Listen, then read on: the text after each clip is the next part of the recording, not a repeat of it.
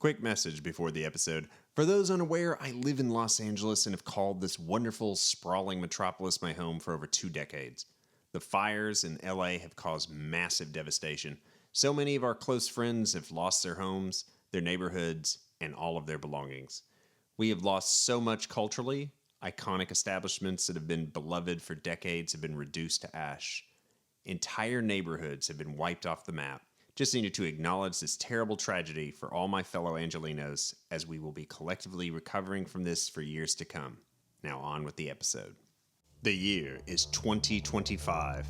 An authoritarian leader has taken over the United States of America. It's the dawn of a new Gilded Age, and rich tech oligarchs control the flow of information. Truth has become a lost commodity, and misinformation runs rampant as dissenting voices are silenced by obfuscation or by brute military force. Concentration camps are erected, first imprisoning so-called illegal immigrants, but then eventually natural-born citizens are rounded up and placed in work camps, denied any legal due process. The Constitution is destroyed, and in the vacuum of democracy, a cyber-feudalist society emerges in its place. This should sound like the opening of a sci-fi dystopian film, but is it? In this month's episode, we will explore sci-fi dystopian films dealing with life under authoritarian rule.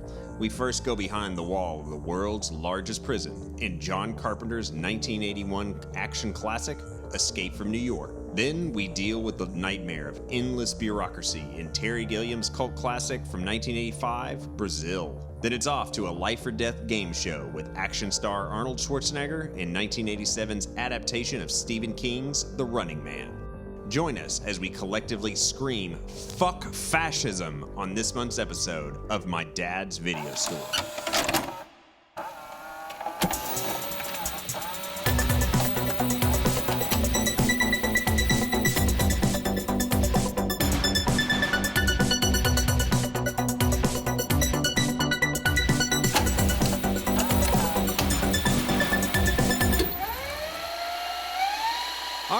Welcome to our first official episode of the new year and our second season of My Dad's Video Store. At the time of this recording, Donald J. Trump has become president yet again, and we are already in full constitutional crisis as the richest man in the world, one Elon Musk, has illegally taken over the Treasury in addition to the other government agencies. The Republicans in Congress are not adhering to their constitutional obligations, and Trump is firing civil servants he doesn't have the authority to relieve of their duty.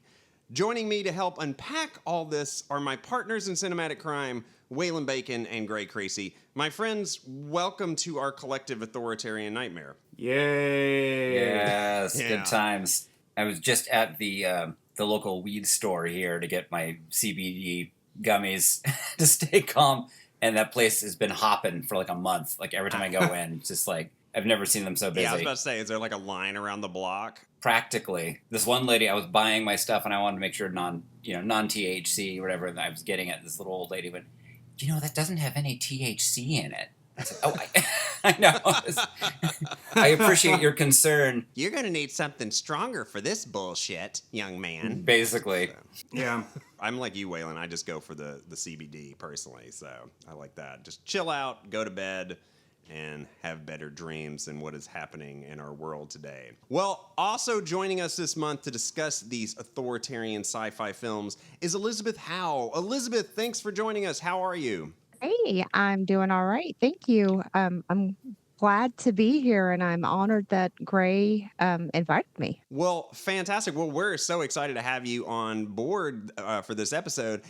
Could you tell our listeners a little bit about yourself? Yes. So I am I'm here in Nashville with Gray, and I am a sometime horror host locally and burlesque dancer. I also work with Chattanooga Film Festival, and I'm a podcaster. I have a Twin Peaks and David Lynch centric podcast, Between Two Worlds, and I also work Awesome. with Trauma Entertainment for the Totally Tunular cartoon podcast. Amazing. That's fantastic. Wow. So cool. I've got to check out your podcast. I'm a Twin Peaks nuts. And honestly, since David Lynch passed, I've actually been watching the entire series from beginning. So I'm planning on completing it yet again. This will be like, I don't know, my 4th time rewatching it. So, but it's as great as it ever was. So It is. I will say we're on the tail end of the return, and since his passing, it has been excruciating. These Oh last few yeah, episodes, Yeah. it takes on a whole different level of excruciating because now it's about to end. The story's about to end. We don't get the resolve, and he's gone. yeah, So Yeah. yeah. But I mean, I actually love The Return. The Return is like phenomenal. I mean, episode 8 is honestly one of my favorite things he ever Oh, did. same. I think episode 8 is the greatest thing ever committed to television. I agree. I really do. I remember I watched it. I was sick in the hospital when The Return on, and I had been in the on my deathbed for like days. But I watched it on a laptop. I watched it like 4 times. There was nothing else to do in the hospital bed, and I just remember like these guys are like, got a light, and and just watching this nuclear explosion over and over again. It's truly it's a work of art, and there's so many layers to that show. And I love that The Return is like pure David Lynch. Like he directed every Yeah. episode, unlike the original season. It's not like taking on a soap opera, which the first couple of seasons did. It's doing its own thing. It's one of the most Lynchian things ever, and it's true. They gave him a free pass. Showtime Yeah. was like, "Here you go," Carte and he gets blanche. his freedom. 6 minutes of sweeping later, and here we are. Like he could. There was nothing holding him back for Yeah. the most part, and that I can appreciate that on like an Inland Empire type level too. Yeah. It was like the full realization of the whole reason he got into filmmaking was to make paintings live, to Yeah. make animated Yeah. living artworks. Yeah. On a massive budget. Yeah, his late career is as experimental as his early career.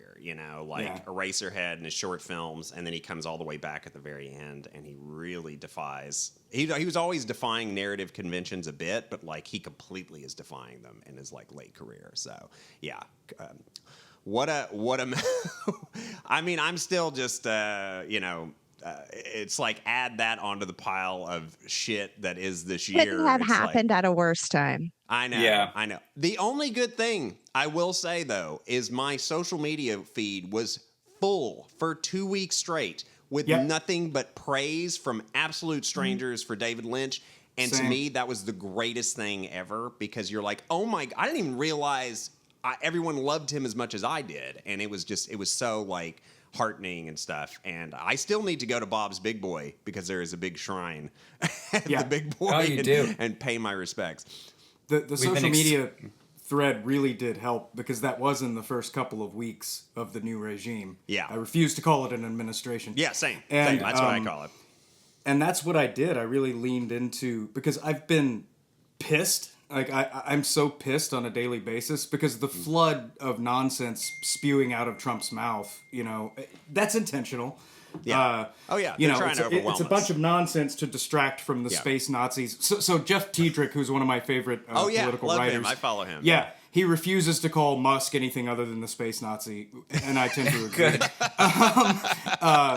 It's all to distract from the space Nazi and his like 19-year-old goons as they wreck our democracy. That flood is intentional and it's supposed to keep us sad and frightened and confused. And Yeah. my natural reaction is usually to turn to anger because anger is more productive. Yeah. But all this anger, when it keeps going and going and going, just becomes rage eventually. Like I'm so full of it that I feel like I could just reheat last night's coffee just by staring at it. So that becomes toxic too. Yeah. So what I did in those first 2 weeks was just watch movies and not like the big tentpole movies because ironically, as they're taking away the rights from all of our marginalized communities, trans people, women, people of color, last year and the first part of this year has been like a banner year for like trans filmmakers and women filmmakers. Yeah. So Absolutely. like the first couple of weeks of the regime, I was watching these low budget trans filmmaker movies, like one a night. That's like what I did to like just blow off steam. That's And great. there's so much great shit out there right now. Any recommendations? The People's Joker. Oh, yes. I Oh, yeah. saw the TV Perfection. Glow. That one I saw. I saw that on Mubi. Yeah, Riddle of Fire, which is that's not marginalized, but it's just a very low budget little Montana movie that's just really life affirming. The documentary Dahomey. There's just lots of great stuff out there that's streaming. That's just small independent film that sort of like it was like my "Fuck You, Donnie" film list. That's great. Yeah, that's fantastic. I loved I Saw the TV Glow. That movie is incredible. I need to watch it again. There's so much going on under the surface of that movie, so much subtext, and I just thought like the filmmaking was just extraordinary in that. Yeah, absolutely. My name, Gray Creasy, is me on all the social medias. If anybody wants to like reach out to me, I've gotten into social activism groups online, particularly if you live in a red state like me and Elizabeth do, and you feel hopeless and don't know, there are actionable places you can go to help you out with doing things. I can give people resources if you want to reach out to me on social media, because it is really hard living in rural Tennessee. Ain't that the truth? Now try living in rural Tennessee. So now we have moved to a more rural area of northern Tennessee, and I have a transgender child. Oh my. Yeah. And it is a nightmare. It is a nightmare because I can't put my child in school. I can't. There's no way in hell I would put my child back into any public or private. There's no way. So we're homeschooling. We have to watch what we do. Like my child can't be herself in public the way that she wants to be. Yeah. That's so gut wrenching as a parent. And it's to the point though, like our whole plan was we're going to get out of Tennessee. This is all happening. We're going to get out of Tennessee. Fucking everywhere. Yeah. It's not just red states. It's this hate and this lone hive mind of hate is everywhere. So where are we going to go? Come to California. I got to tell you, LA is very accepting here more than anywhere. I'd probably We've considered it. Yeah, I'd say either the Bay Area or LA or, maybe probably like places like Portland if you're looking for a place that's cheaper to live than LA.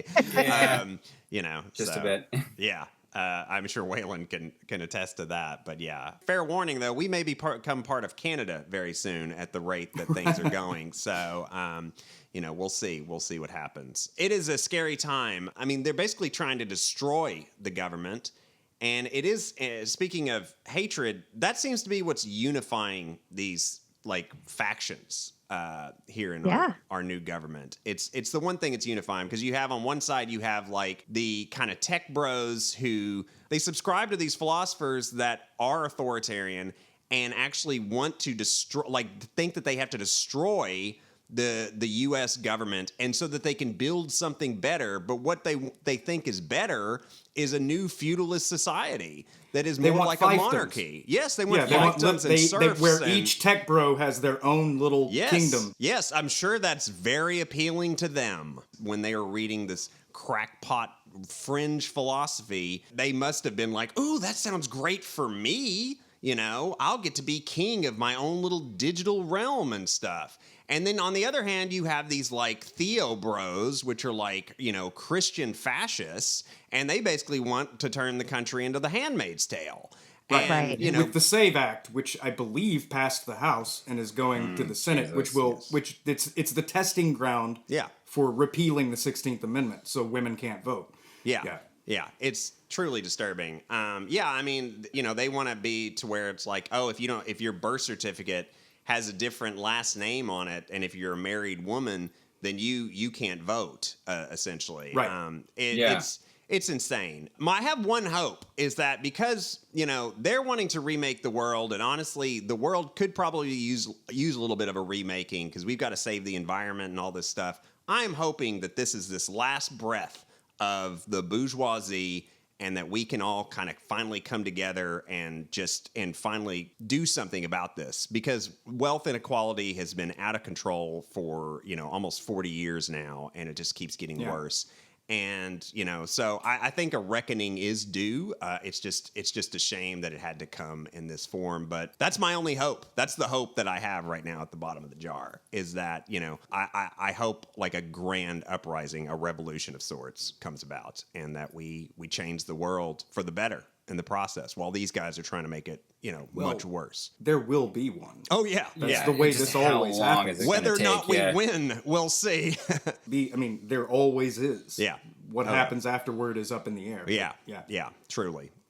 My concern this whole time is just how long is this going to go on for? Like, I know the feeling is, well, the people who voted for this fucking idiot are going to realize that they're actually getting screwed. But I don't know if it'll take them all 4 years to realize that, because if you try to look at it from the perspective of, whenever we get one of our people in office, first term, not all the things we want to get accomplished. We're always like, well, it's okay. It was the first term. Let's give them time. So my big fear is that it will take 2 terms of this madness for people to really go, oh, this sucks. Like, they'll be so exhilarated for the next 4 years just watching all of us squirm and getting their petty revenge on anyone who freaks them out that, it could be a minute. I got to be honest with you. If you can get like 3 to 5% of the population to go on general strike, they're going to be in deep trouble, because that causes massive economic shutdown, and that's where you hit these guys, because they're the only thing they understand is wealth. They're all transactional. That is our power. Outside of violence, for non-violent protest, I really think that hitting them in the pocketbooks. And, there's already a lot of talk about, banning certain companies that are fighting back against DEI and all this stuff, pulling back their DEI programs and stuff like Target and whatnot. So, yeah. I'm not sleeping well, and it's hard to be creative at the moment, I will say. Yeah. It has been a real challenge for all of those things to even focus on anything else besides this, because they are just sucking up all the air. All right. Well, we are still doing a movie show here, so I guess... Oh, right. Yeah. So to capture the times that we've kind of collectively found ourselves in, we're going to be discussing sci-fi dystopian films from the 1980s. So let's kick things off with John Carpenter's dystopian classic, Escape from New York. New York, 1997. The entire city is a walled maximum security prison. The bridges are mined. The rivers are patrolled. And the United States Police Force has everything under control. Down. I'm going in.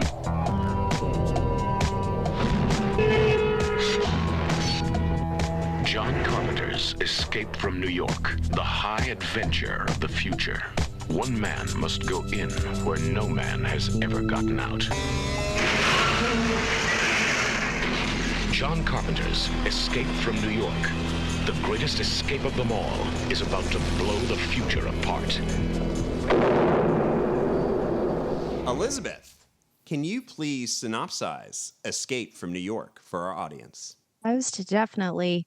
So we are in the future for when this was made. So this was 1997, in the future of 1997. And the United States is on the brink of a world war, and crime has increased 400%. So our country's maximum security prison now has to be the entire state of New York to hold all of the criminals in the U.S. And our president's plane has been hijacked, and he has escaped in his escape pod, and he has taken his briefcase with a special tape inside, which crashes down in, you guessed it, the state of New York. So the police commissioner enlists a former special forces officer known as Snake Plissken to retrieve the president and collect the contents of his briefcase from New York in exchange for a pardon for his own freedom from being convicted of robbing the Federal Reserve, and chaos ensues. Nice. That sums it up nicely, actually. So fantastic. Succinct. Very succinct. Well, Waylon, I'm assuming you had seen Escape from New York before, and what are some of your thoughts about the film? I mean, it's a classic. I mean, Escape from New York's great. That's the kind of thing I would rent with my dad Friday nights as a kid. I'm never not happy to watch Escape from New York. I actually watched it. We started watching it last night. fell asleep because we ate some pork chops before that, and then we woke up this morning, and that was our romantic Valentine's Day dinner, pork chops. Romance But, with Snake Plissken. That's right. Well, in fact, I made a different Kurt Russell reference when they, I was like, "Happy anniversary, honey! We're taking the Pork Chop Express to our anniversary."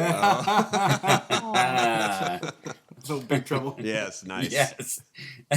But no, Escape from New York is great, and it did hit a little bit differently this time. I'm never quite sure, for instance, what Carpenter's politics are. I wouldn't exactly call him like a bleeding heart liberal, but he's certainly not a conservative either. But there's definitely, I saw a lot more souring on America in this film. I saw a lot more depth to it. When the president, spoiler alert everybody, but when the president gets his revenge against the Duke, played by the great late Isaac Hayes, as a kid I saw it as the president doing something heroic. He's getting his heroic revenge on this guy who's been tormenting him, and then watching it now, I went, actually, the president's kind of a dick. He, ceases Kurt Russell's escape just so he can fire off a couple of rounds. And then at the end, he's completely unapologetic, and he doesn't care how many people died to save him. By the way, did anyone notice this? The American flag has been flipped in all the scenes where the American flag is in the film. Yeah. So, yeah, there's definitely America's been warped moment there. It's a much deeper film than I gave it credit for. Yeah, and I think Carpenter definitely is pretty lefty. I mean, definitely if you watch They Live, I mean That's a good point. That's yeah, anti-Reaganomic. And it's really fascinating because if you listen to the commentaries with Kurt Russell and Carpenter together, like on The Thing and stuff, Russell back in the day was a conservative, but a sane conservative that used to exist, and they'll just jibe at each other about political stuff, but in a fun way, because Carpenter's like pretty dang left, and that's so good. They'll have fun with each other. They'll it's amazing that they kind of bonded the way they did making Elvis, but they're just the best of friends. But I gotta say, even though his politics are very conservative, Kurt Russell just seems like the most jovial, nice person. He's just a big goober. He's just like a lot of fun and super nice. Yeah. I saw him talking Second Amendment on The View, and he was, he's obviously he's a gun guy. He loves, he was the best man at one of Nugent's weddings. But he's the only person I could see just talk about his love of guns on The View, and everyone was just like, I can't stay mad at you with your blue eyes and dimples and shit. Gray, I know you've seen this countless times. What were some of your thoughts about Escape from New York this time around? I have seen it a whole bunch, but it's been a minute. Yeah. It's one of those that I'm like, oh right. I mean, I've seen this a bunch, but it's been a while. I actually love the Snake Plissken character and the conceit of an all-American iconic city being transformed into this sort of fascist forced penal colony. I love that so much that I actually even love Escape from L.A. I'm one of its staunch defenders. Wow. I do. I love it. You are a trooper. Yeah, I am. I think it's hilarious. It's like a living cartoon, and it's actually more of a fascist story than Escape from L.A. I mean, Escape from New York. Because in Escape from L.A., the president is a figure, and he's like a fascist dictator, essentially, that moves the nation's capital to I believe Kentucky. and the polar ice caps are melting, and it's a way more. Don't give him any ideas. It's kind of like unhinged leftist Carpenter. No, of course I love this movie. And it's God, who isn't in this movie? What a cast. I had kind of forgotten rewatching it. I'm like, holy shit, I kept waiting. Somebody from Hamburger is in this movie. But no. You just had to get that in there, didn't you? I did. You started a whole new season. We've already mentioned Hamburger. I did. I had to do it. Thanks a lot, Gray. Yeah. No, but it was funny. There was no crossover, I don't think. How did I never notice until I rewatched it that Nick Castle co-wrote this? Yeah. The Shape himself was the co-writer. Yeah. I never noticed this before. I didn't know that until this rewatch. Yeah. Yeah. You knew either? Wow. He added a lot of the humor, from my understanding, to the scripts. Because John did the first pass, and he wrote this, by the way, before Halloween. He wrote this right after he did Dark Star. Nobody was interested in making the film, but Nick kind of came in and tooled it and added a lot of the humor kind of to the elements as well. So that's according to Carpenter. That's how he remembers it. I thought it was really interesting that it's sort of misaligned with our current situation of how a fascist state begins. because it's like in 1988 the crime rate skyrockets to 400%, so we have to make New York City a penal colony, and it's Right. like that's not actually how fascism begins. like it's this weird, it's very 80s because it's like the crime rate is 400%, so that's our excuse to. And it's like, no, that's not actually. They actually detain dissidents. I have a weird theory about that. Like, Very did the 80s. crime rate go up, or did people rebel against the fascist state and they just Correct. put all these people in this prison in New York? That would be the real Right. and they Because- don't really. But it's never presented in the movie. Like No. even the people No, you in get New it- York you are get presented genuinely- as true, evil, awful criminals. Like I feel like an opportunity was missed to make a further statement. Yeah. Maybe, although I did kind of pick up a little bit more, like thinking about the people trapped in this city, and especially the Duke and his clan and his his buddy with the amazing hair. Oh yeah. Yes, Romero, Yeah. named after George Yeah, Romero. Romero. Oh, fucking A. But yeah, like there's a thing there where you're like, these guys, they just want to get out. Like, we don't know what they did to get in there. It could be, based on what we're seeing now, petty crimes. You know what I mean? Who knows what happened? And so these guys have every right to want to get the fuck out of that prison. So I actually found myself feeling a little bit bad for the Duke, actually, when he got it at the end. I was like, fucking desperate times make people do desperate things. Yeah, I didn't view them as just purely awful at that point. I saw them a lot more as being kind of sort of victims of their circumstances. Oh, absolutely. Yeah. Also, one of the things that I loved in both New York and LA was the running gag of being terminated, like allowing you to self-terminate before you go into New York. Like you can choose And cremated. and be cremated, Yeah. and then in LA, it's like I think you actually see people dying in the electric chair rather than going in. It's utterly hilarious and brilliant, but. It also kind of echoed the humane suicide pacts and Children of Men, that you could, if you didn't want to live anymore. But that dystopian idea totally doesn't align with now. Like, there's no way the Trump regime would let you do that because the cruelty's the point. So I was like, these dystopian movies are even more humane. Where they'd be like, oh, hell no. They're not going to let dissidents, or criminals do that. Yeah. They'd be like, no. We want you to go to Gitmo. Reality is much worse. So Yeah. Gitmo Every is time. Escape from Gitmo is coming soon. Maybe we can get Carpenter out of retirement. Didn't they already make that with, but they did it with Harold and Kumar. Yes.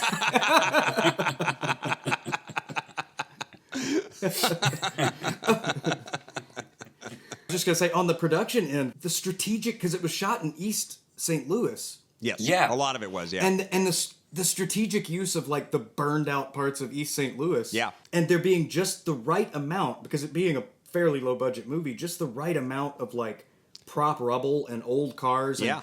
brilliant lighting sells this motherfucker so perfectly. It looks, you it looks believe huge. it's New York. It looks like an enormous movie, and it's actually a small film. Yeah. And then the miniatures That James Cameron did. with glow tape on them to simulate CGI. It's just, oh my God, it looks great. Yeah. Let's talk a little bit about that. So if folks don't know, Snake Plissken's flying in the glider in this film.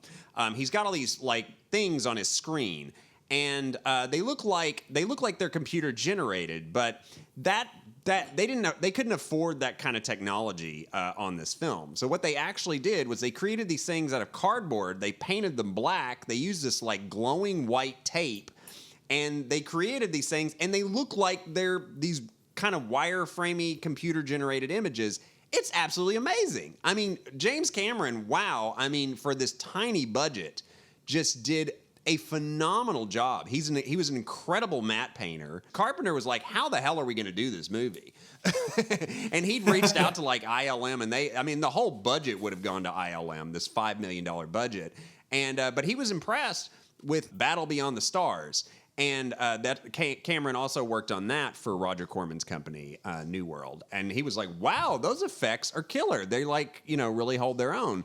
And very low budget, though. Kudos to all the talent working on this between Dee Cundy and the production designer and James Cameron and, of course, all the writers and actors. But, yeah, I love those glider sequences. Just something about the sound of it and stuff. I wish I could just get a loop of it and put it on when I'm having trouble sleeping at night. So just the Kurt Russell gliding into New York, like smooth sailing. It makes it so eerie, too, because anyone who's been to New York knows it is a really loud city. Yeah. And so the idea of he's gliding over New York and there's just no sound at all. It's like really kind of spooky. Yeah. Love that. Elizabeth, you love this film. This is the one you requested to synopsize. What is it about this film that you love so much? Visually, like you were just talking about the glider scenes, visually, it's unreal for me. And it was something that I had to like sink in as a child too, because I watched this on repeat from the video store all the time. And the scenes with him in the glider and he's lit up from behind. I'm not a filmmaker, so you guys would know how that happened, but it's like in that creep show way where he's got it's his silhouette and the light behind him. Yeah. Oh, yeah. That has stuck with me my entire life. Yeah. That visual and being so enamored by it. But this film in my like Carpenter ranking comes right around 3 or 4. Like it's really high up there. And I also have a very special place in my heart, just like Gray, for LA. I can't help it because of the camp and because of the silliness too. But this doesn't really, I mean, it has some camp, but it doesn't. It's not a perfect film at all. There are things that I want more fleshed out that couldn't be, I'm sure, because of the budget and because of time constraints. I want to know more about, like, when I was a kid, I knew Ernest Borgnine from like my dad's movies that he watched. So here's Ernest Borgnine as this deranged type cabbie. What the hell was he doing in there? Like I've wanted to know that my entire life. Like he said he'd been doing it for 30 years. Well, that didn't exist for 30 years. That hadn't existed for 30 years. He's driving a cab for 30 years. So that's what he's been doing for 30 years. Whether or not that was. So what got him in there? Yeah, I want to know more about him. I want to know more about the crazies. What was going on? Like when I can't think of her name, but the actress who was his Kurt Russell's wife at the time, and she gets sucked down the nuts lady. Oh, dude, it's so disturbing every time. I'm just like, what is? They're eating her at best. When you're a kid, that just gets you like right in the stomach. You're just like, whoa, did that just happen? So like those little things just stay with you for forever. But this film, I will say. And maybe it's because it's the nostalgia of it for me, but it didn't scare me as bad as rewatching the other 2 films did. And I'm very used to the other 2 films, but it didn't, because it's like Gray was saying, it's kind of relevant, but it's not really, because this is not how what we're going through right now in the world. This is not how it would go down. Like it would go down in a way similar to Brazil, in a way similar to Running Man. So I will say that about it too. But every rewatch of this is great. Like you were saying about those 2, I think you were referencing the 2 sequences together where the weirdos in the street leads into the chock full of nuts. Yes. A and I were both saying, and that it's almost, and this is not in a disparaging way, but it was almost like a choose your own adventure book in those sequences where it's like, if you want to run away from the horde of prancing weirdos in the street, turn to page 13. If you want to try and make out with your ex-wife in a chock full of nut store before she gets pulled into the floor by a bunch of chuds, turn to page 17. Like it really was. Chuds. And yeah, that's funny, but it really is how it feels. Someone put this together? I really do want to choose your own adventure. God, that would be killer. Escape from New York. Yes. And the movie does. There's a whole sequence, a whole chunk of the movie that feels like a choose your own adventure because there's so much weird stuff going on. Like the theater. Oh man. I think we would all at least tangentially be involved with the Velvets and the theater troupe if we were all incarcerated in New York. Because like the arts live on. I definitely would. Yeah. Can I imagine every time I watch that scene, I find myself mimicking Ernest Borgnine's dance moves too in my head. Dun, dun, dun, dun, dun, dun, dun, dun, I do that at every show I go to. I just we're all Ernest Borgnine. Cool. That's a bucket list life goal thing right there. Star of my favorite Western, The Wild Bunch, the only Western I'm really devoted to, just because it's such a horrendously fucked up movie. Yeah. Yeah, this movie is a Western, a sci-fi film, an action film. It also has elements of gothic horror, and like the crazy scene is like something out of a Night of the Living Dead.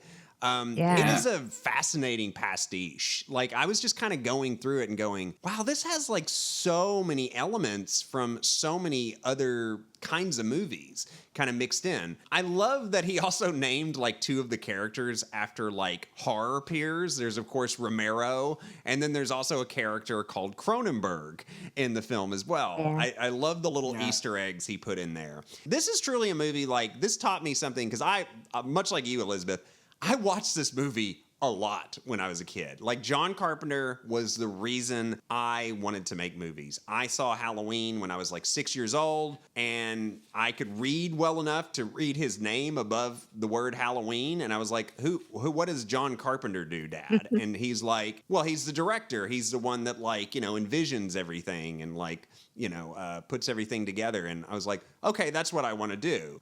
Because I could tell he had such a distinct style and distinct kind of feel and look. So, although at the time when I was a kid, I didn't know where he's getting all this from. I had never seen any of the Howard Hawks films. You know, I'd never seen a lot of the old sci-fi B movies that he is kind of homaging as well. And particularly the Sergio Leone films. There's tons of Leone references throughout his whole filmography. You know, from like Rowdy Roddy Piper's first appearance. It's like Bronson's first appearance in Once Upon a Time in the West, where the train moves out and then there he is. Yeah. This is one of the most interesting pastiches, though, because it is so many different genres kind of all sort of jammed together.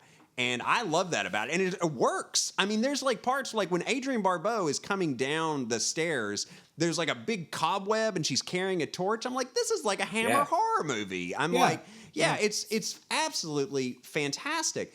The other thing that I learned at a pretty young age, and it has really stuck with me as a filmmaker ever since, is this is such a low-budget film, but it looks huge. And it's because of the way they're able to blend these sets. You know, they were able to shoot at Ellis Island one day. That's it. Yeah. And, you know, what they do is, like, they got the camera, they're tracking over, it hits black. Now we cut back to the Sepulveda Basin. It seems like a much bigger movie. The other thing that's interesting is, if you notice, there's a lot of long takes in this movie.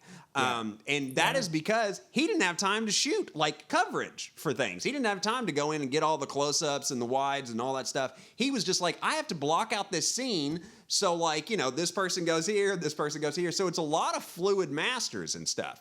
And that also really adds an effectiveness to this movie. So, like, I love how adaptable John Carpenter is. The eye patch idea, that came from Kurt Russell, you know, and even the camo that he's wearing. The camo, they decided, because there's a line in the movie, he's talking about how he flew over Leningrad and stuff, because clearly, at some point, I guess, like, the United States and Russia did get into it. And you keep wondering about his backstory, though. Clearly, he was a soldier and whatnot, but that's the kind of camo that he would have worn, you know, if he fought, you know, over in, like, you know, the kind of polar regions and stuff in Russia. You know, just all these, like, little details add up. Harry Dean Stanton dressed himself.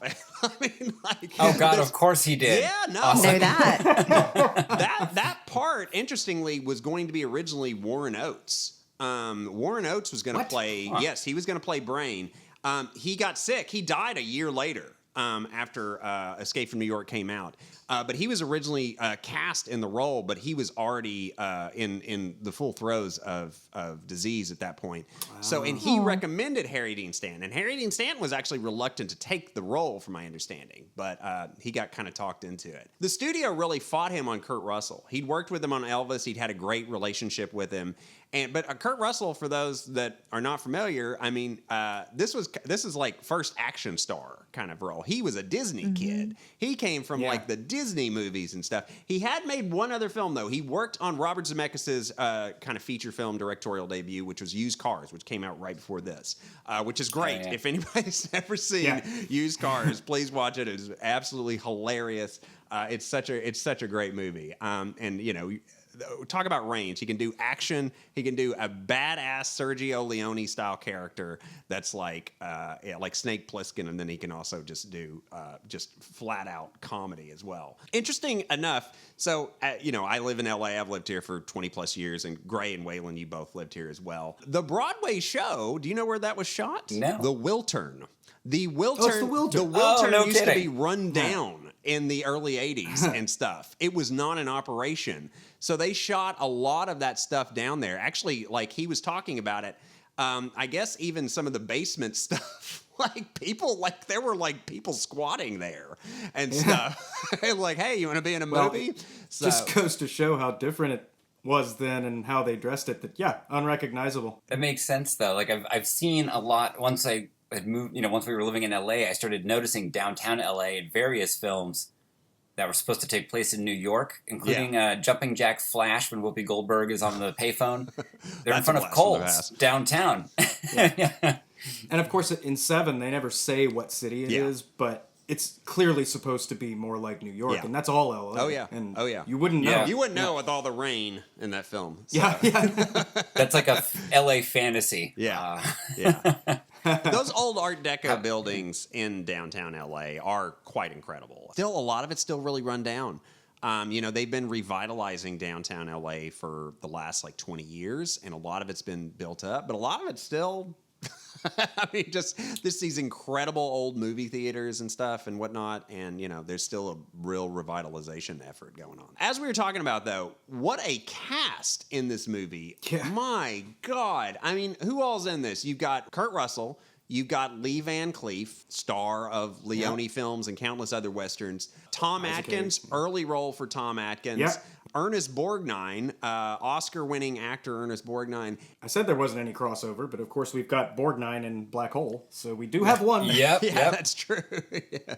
And then Adrienne Barbeau, of course, who was married to Carpenter at the time. It's interesting, I found out the scene where after she's killed by the Duke, that scene with all of her blood all over her, they actually shot that in John and Adrienne Barbeau's garage in their LA home.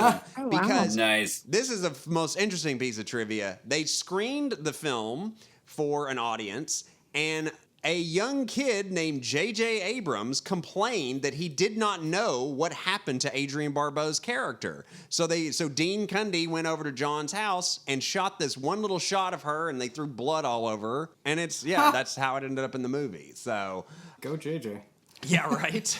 No kidding. Wish he'd gotten some notes on some of his Star Wars movies. Anyway, Harry Dean Stanton, of course, Donald Pleasance, which, why is the president British? I don't know, but I love it because it's actually Why not? Take you out of it at all. Like you think that would take you out of it with the British accent, but it doesn't. This world is so weird. You just go with it. I mean, you're like, what has happened to America? You don't really know. I mean, has it become part of the British Empire again? I mean, who frickin' knows? Which I didn't know this. He was also a POW. He had been captured during World War II, and he used some of that experience in this film. And I gotta say, this is actually one of my favorite Donald Pleasance performances, and for such a long career, but so memorable. It's like, yo, the Duke! Yo, That's what I was just thinking. I mean, it's so good. Hey, number one. Yes, that scene where he's like being shot at by the Duke, like up against the wall. It's just, it's incredible. fantastic. It's so good. And of course, Isaac Hayes, who had not done a lot of acting at this point, but he's so great in this as the Duke. I got to tell you, I don't know why more people don't put chandeliers on their car. I mean, that is a cool look, man. So Why hasn't anybody replicated that car? Right? That should be my number one goal if I ever came into any sort of inheritance or anything, would be to replicate the Duke's car. Yes, chandeliers and all. It's pretty sweet. Get the hydraulics on. Oh yeah. It's pretty great. I really love the Frank. His name is Frank Doubleday. He's in Assault on Precinct 13. He's of course the guy who shoots the little girl getting ice cream, and one of the most jaw-dropping scenes. Like literally just yelled from my couch. What the still fuck? To this day, it is so shocking. It is so. I had not seen Assault from Precinct 13 in years, like at least a good 20, 25, 30 years. I saw it back when my dad had it in his video store and stuff because I was a Carpenter nut. But man, I had forgotten about that, and I watched, and I was the same way. Like my jaw dropped. I was like, "Holy shit! Wow, this is hardcore." But yeah, everything he does in this movie he's actually my favorite performance. Frank Doubleday is amazing. From his hair to his look to all his mannerisms, it's so good. It's so good. You know, it's interesting too because this movie's the tape that they're all kind of after, this tape on fusion or whatever. It's such a MacGuffin. Like, it doesn't really matter. It's this thing they're all after, but it really reminds me of, like, a classic Hitchcock MacGuffin, like the film in, like, North by Northwest or something like that. Yeah, there's just so much good stuff. I mean, there's a blend of, like, James Bond going on with all the gadgets. Also, you've got the ticking time bomb. Talk about Hitchcock, show the bomb. Yeah. You've got this clock he's constantly looking at because otherwise his neck might explode if he doesn't get out of there and get the president back in time. And it's all of these elements just working together. You're at a constant state of suspense. The action's fantastic. And also, I think the look was really ahead of its time. Hats off to Cundy, because I think a lot of people are kind of copied the look of this film. The sort of like really high contrast. I mean, it's a very dark looking movie, and it seems more modern in that way. And I remember seeing it as a kid, and it was just, there just wasn't anything else like it at the time. Like, you know, things were shot a lot brighter in the 80s. But this film, he's really shooting in the rough. I mean, he's like Gordon Willis or something, a la The Godfather. Dean Cundy is on this. Yeah. And it really works. You can definitely see its influence on The Running Man. Oh, yeah. Later. I mean, yes, yeah. For sure. I have no idea. I have no way to prove this, but I was trying to think of any other film prior to this that looked as dark, and honestly, all I can think of is Cabaret. Wow. Which Fosse fought the studio on because they kept saying it looks too dark, and then he would go and shoot the next scene even darker just to torture them. That's very Fosse. Yes. I can't think of an action movie, but the movie Clute, I don't know if you ever saw that, the Alan J. Pakula film. Yeah, that movie's pretty dark. That's another Gordon Willis. Gordon Willis was like king. They called him the Prince of Darkness because he really shot things so high contrast. I kept thinking about the line. It's an homage, which the I Thought You Were Dead, the recurring joke. It's from Carpenter stole this from a John Wayne Western called Big Jake. It's like an early 70s Western. But it does make you wonder, though, why the fuck does everyone think he's dead? Right. Like, what happened with Snake Plissken in such a big way? Was it, I mean, it couldn't have been the Federal Reserve thing that he just did, because that literally just happened, and all these people have no access to, like, radio or TV or anything like that. Right. They're all asking him in this prison. So you just kept wondering, like, was it like did they think he died in like Leningrad or like one of these like operations? But I mean, ultimately, I don't think Carpenter ever really gets into like the backstory stuff. That's just not his style. No, I think it's just a fun homage. Question. Yeah. It's like Gabriel Byrne losing his hat in Miller's Crossing over and over. You know, the Coens were like, oh, it meant nothing. Yeah. We just put that, yeah. Did you guys ever see, there's a Luc Besson produced film with Guy Pearce. It's called Lockout. Did you guys? Yeah, the one that he got sued over. Yes, Carpenter sued them. It is a total ripoff of this movie. Like, oh, wow. Yes, no, I didn't know it. Guy Pearce is about to go to jail, and he could get pardoned if he goes and saves the president's daughter from a space station that's been taken over by like this terrorist organization. And Carpenter's like, God. oh, fuck no. You owe me some money. Damn, that's blatant. Yeah, it really was. It really was. I mean, also the other question I always have is Fresno Bob. I really want to find out what the fuck they did to Fresno Bob, but you know, we'll see. So. See, there's so much opportunity for sequel and prequel that was just missed. I mean, but I guess like Gray was saying, maybe it's the mystery of the thing, you know, like I still have all of that stuck in my head to this day. Yes. Yeah. No, it makes it like a bigger world and stuff to me. It's like there's all this backstory you don't get any elaboration on. And it makes you wonder. I love it. But it's cool because it all adds to it. Like I was thinking about how the Snake Plissken's not a relatable character in a lot of ways, you know, but because they did the cyanide capsules in the neck, suddenly you empathize with him, and they don't actually need to have him have any kind of emotional moment for you to empathize, because no one wants to have cyanide go off in their neck.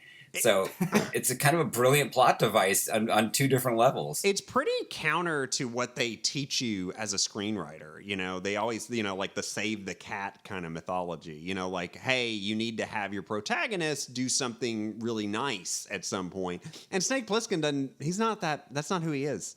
And and yet, as he says himself, people love this character. I mean, he's a great kind of anti-hero. So I think it really flies in the face of that kind of cliche. I have a do-gooder kind of character for the audience to relate, because obviously the audience really related to this because, people love it, and it has stood the test of time for decades and stuff, and people are still referencing this film. What are some other thoughts about Escape from New York? One of Carpenter's best scores. I think it's my favorite score. I think it's my favorite Carpenter score. God, it might be mine too. And it's funny because I'm not even a huge fan of music that is only synth for the most part. I kind of like synthesizer more as a texture or something like that. But Carpenter does it in a way that just has such an immediate mood to it. Oh, yeah. Like there's definitely a level of cheese that you can't get away from with synthesizers. But I don't know. It's menacing. It's funky. The early scores of Carpenter's are my favorite. Assault on Precinct 13, Halloween,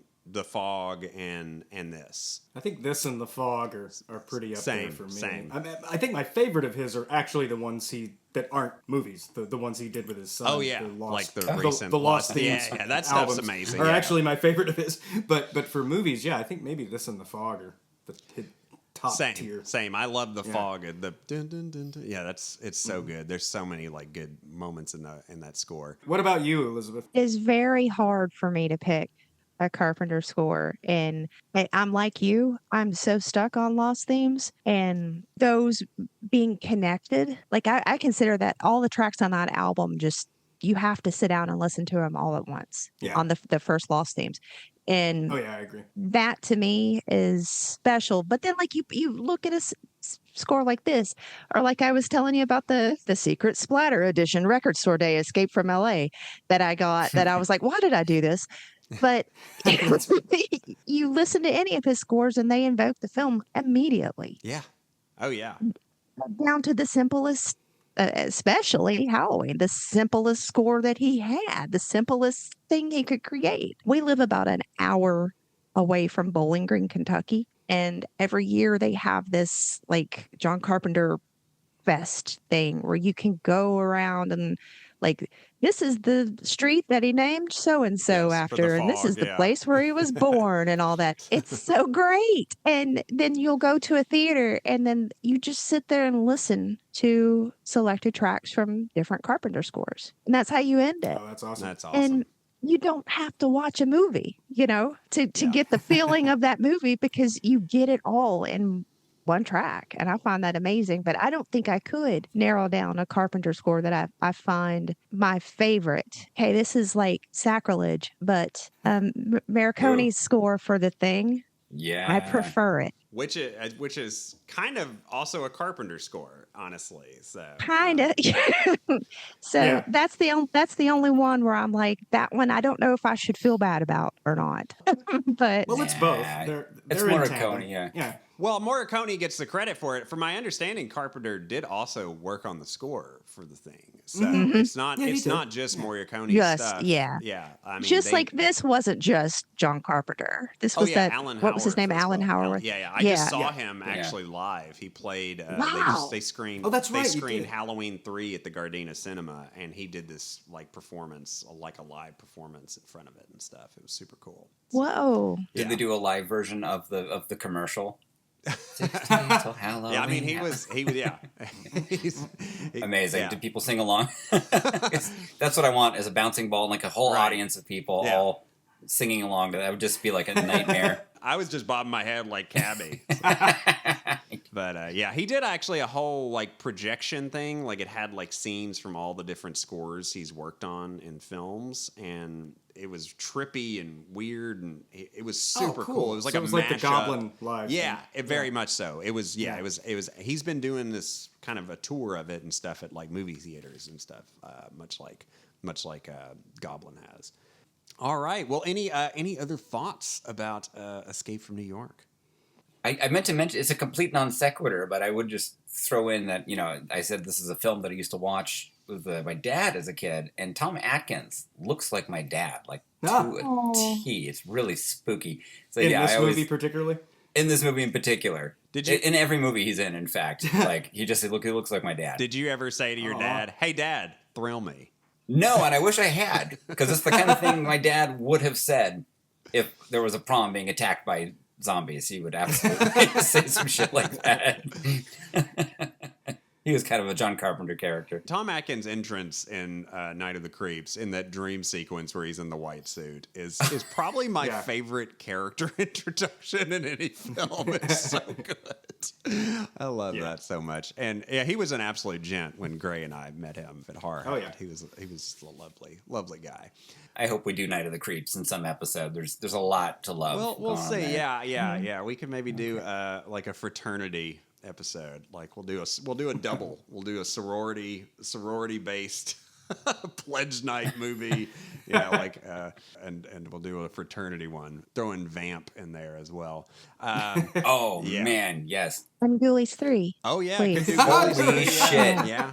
dude, I haven't thought about that in a long time. Yeah, there's a bunch, actually, yeah. Escape from New York is streaming on Amazon Prime and Plex. You can also pick up an awesome Blu-ray from Shout Factory. I highly recommend that Blu-ray. I have the whole Steelbook collection for the John Carpenter films, so highly recommend that. All right, well, from dystopian prison hostage rescues to the comedic and oppressive bureaucratic labyrinth that we lovingly refer to as Brazil.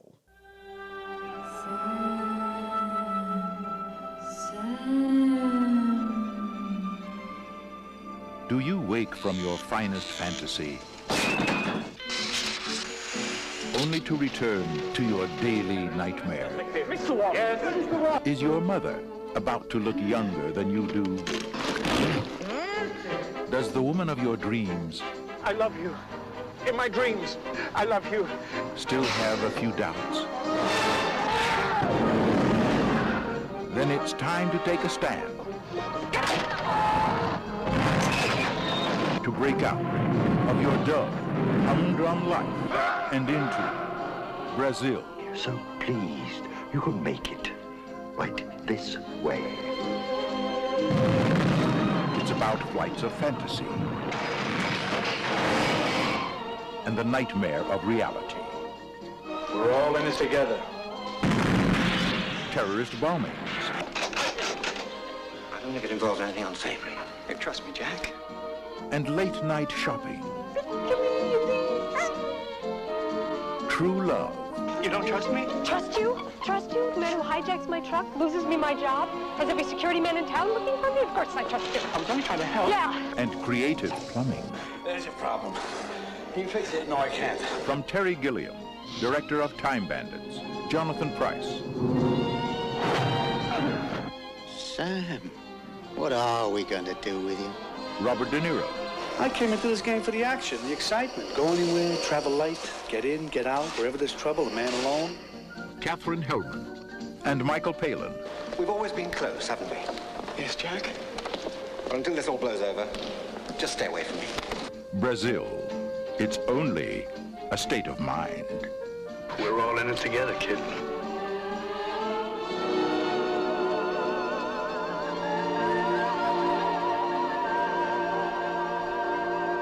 Gray, can you synopsize Terry Gilliam's masterpiece, Brazil, for our audience? And Gray, can we all hum the Brazil song while you do it? Brazil. No, I'm just.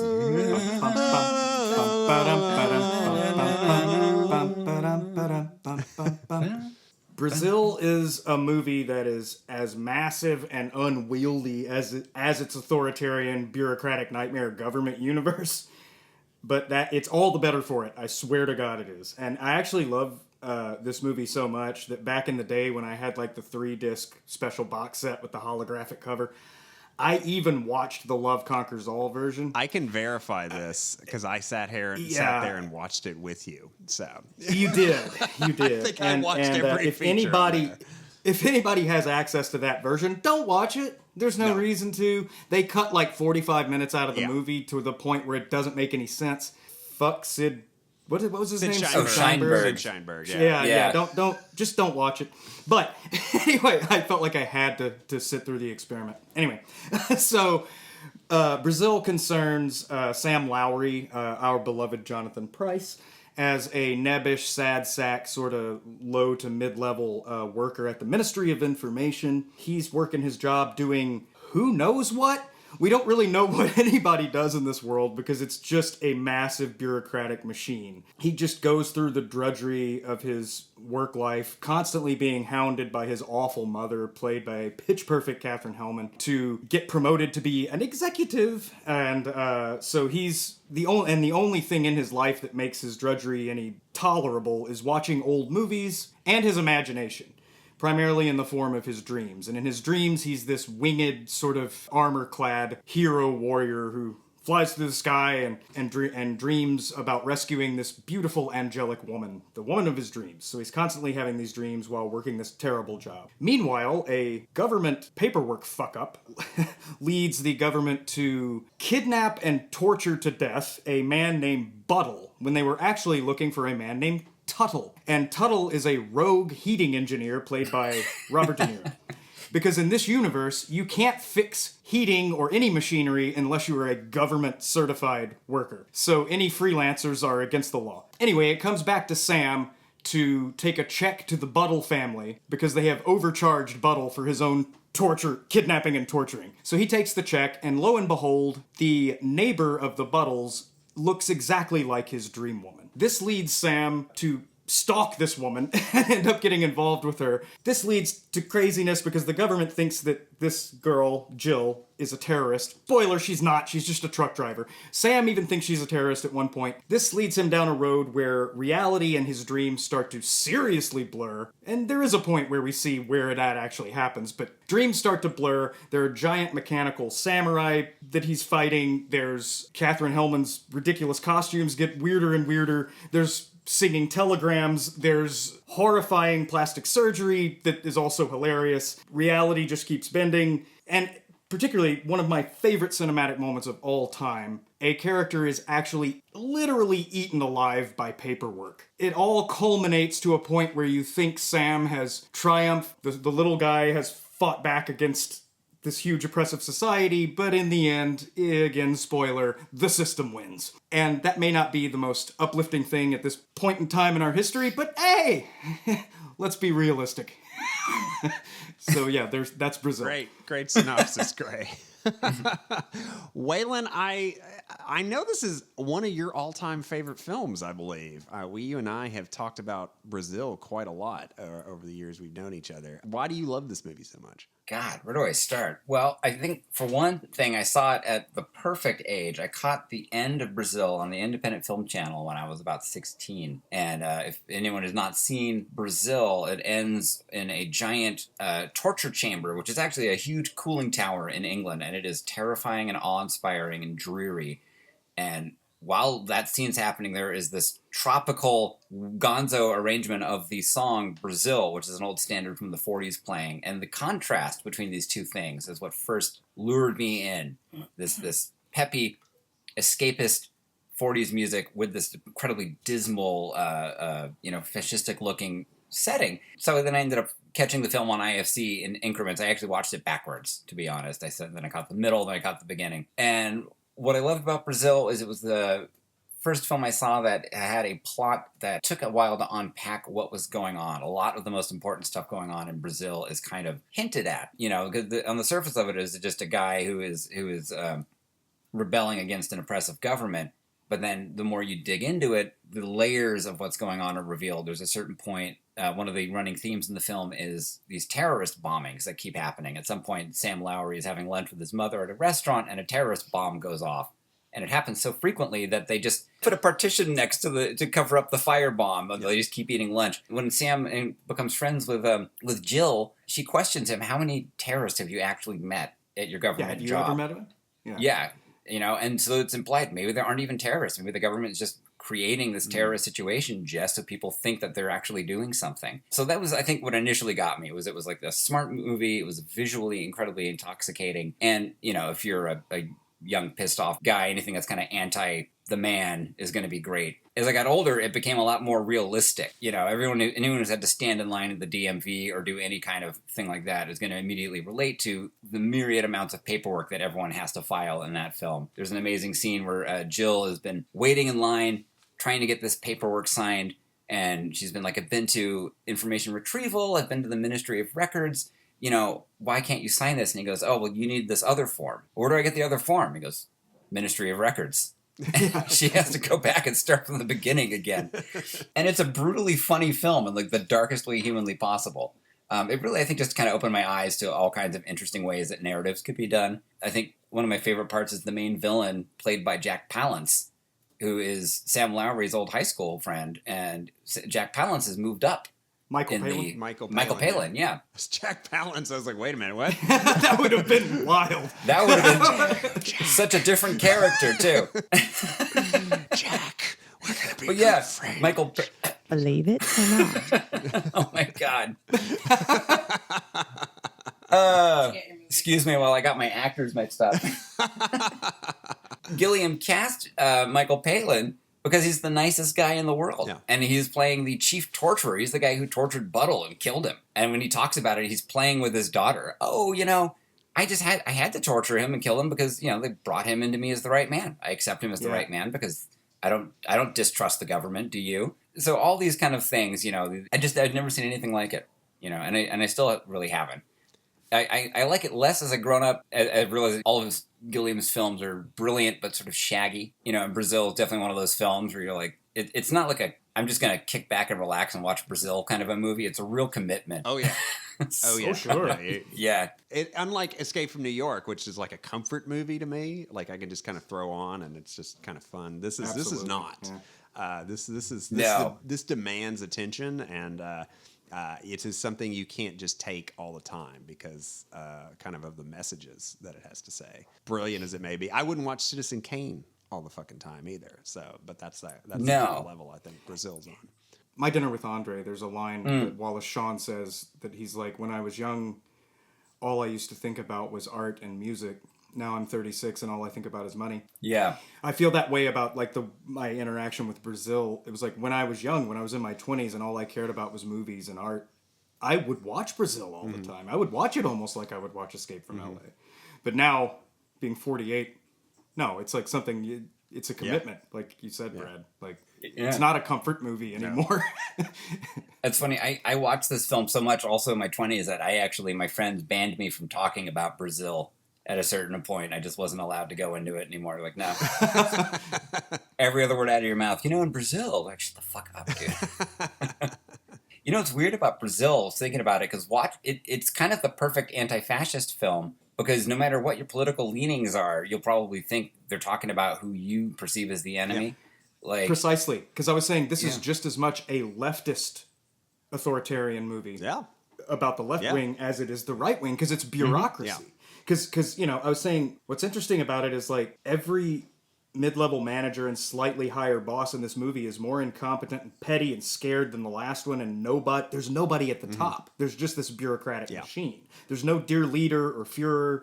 It's just this chugging red tape. And I'm pretty sure if some MAGA idiots saw this movie, they'd be like, yeah, that's exactly what Trump and Elon Musk and Big Balls are trying to tear down.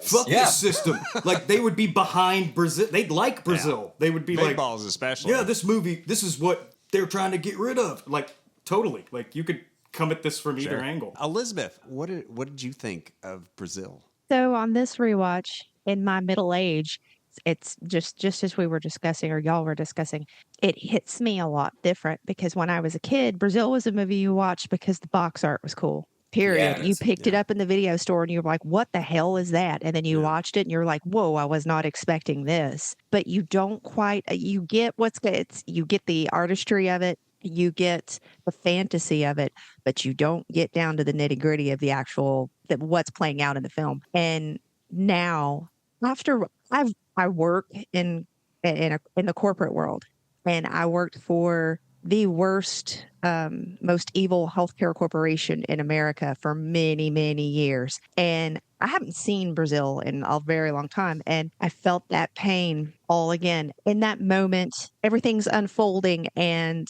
Harry, Tuttle, comes in to voluntarily fix the heat in Sam's apartment, because you're not allowed to fix the heat unless it's a government company coming to fix it. And that's his giving back. That's his superhero power. And Sam asks him why, like, this hit my heart so hard. Sam asks him, why did you leave your job? Your job was great, or whatever. And he says paperwork.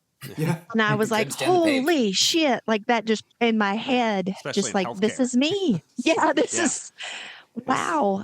Total bureaucratic nightmare, our healthcare system. Yes. Amen. Oh, yeah.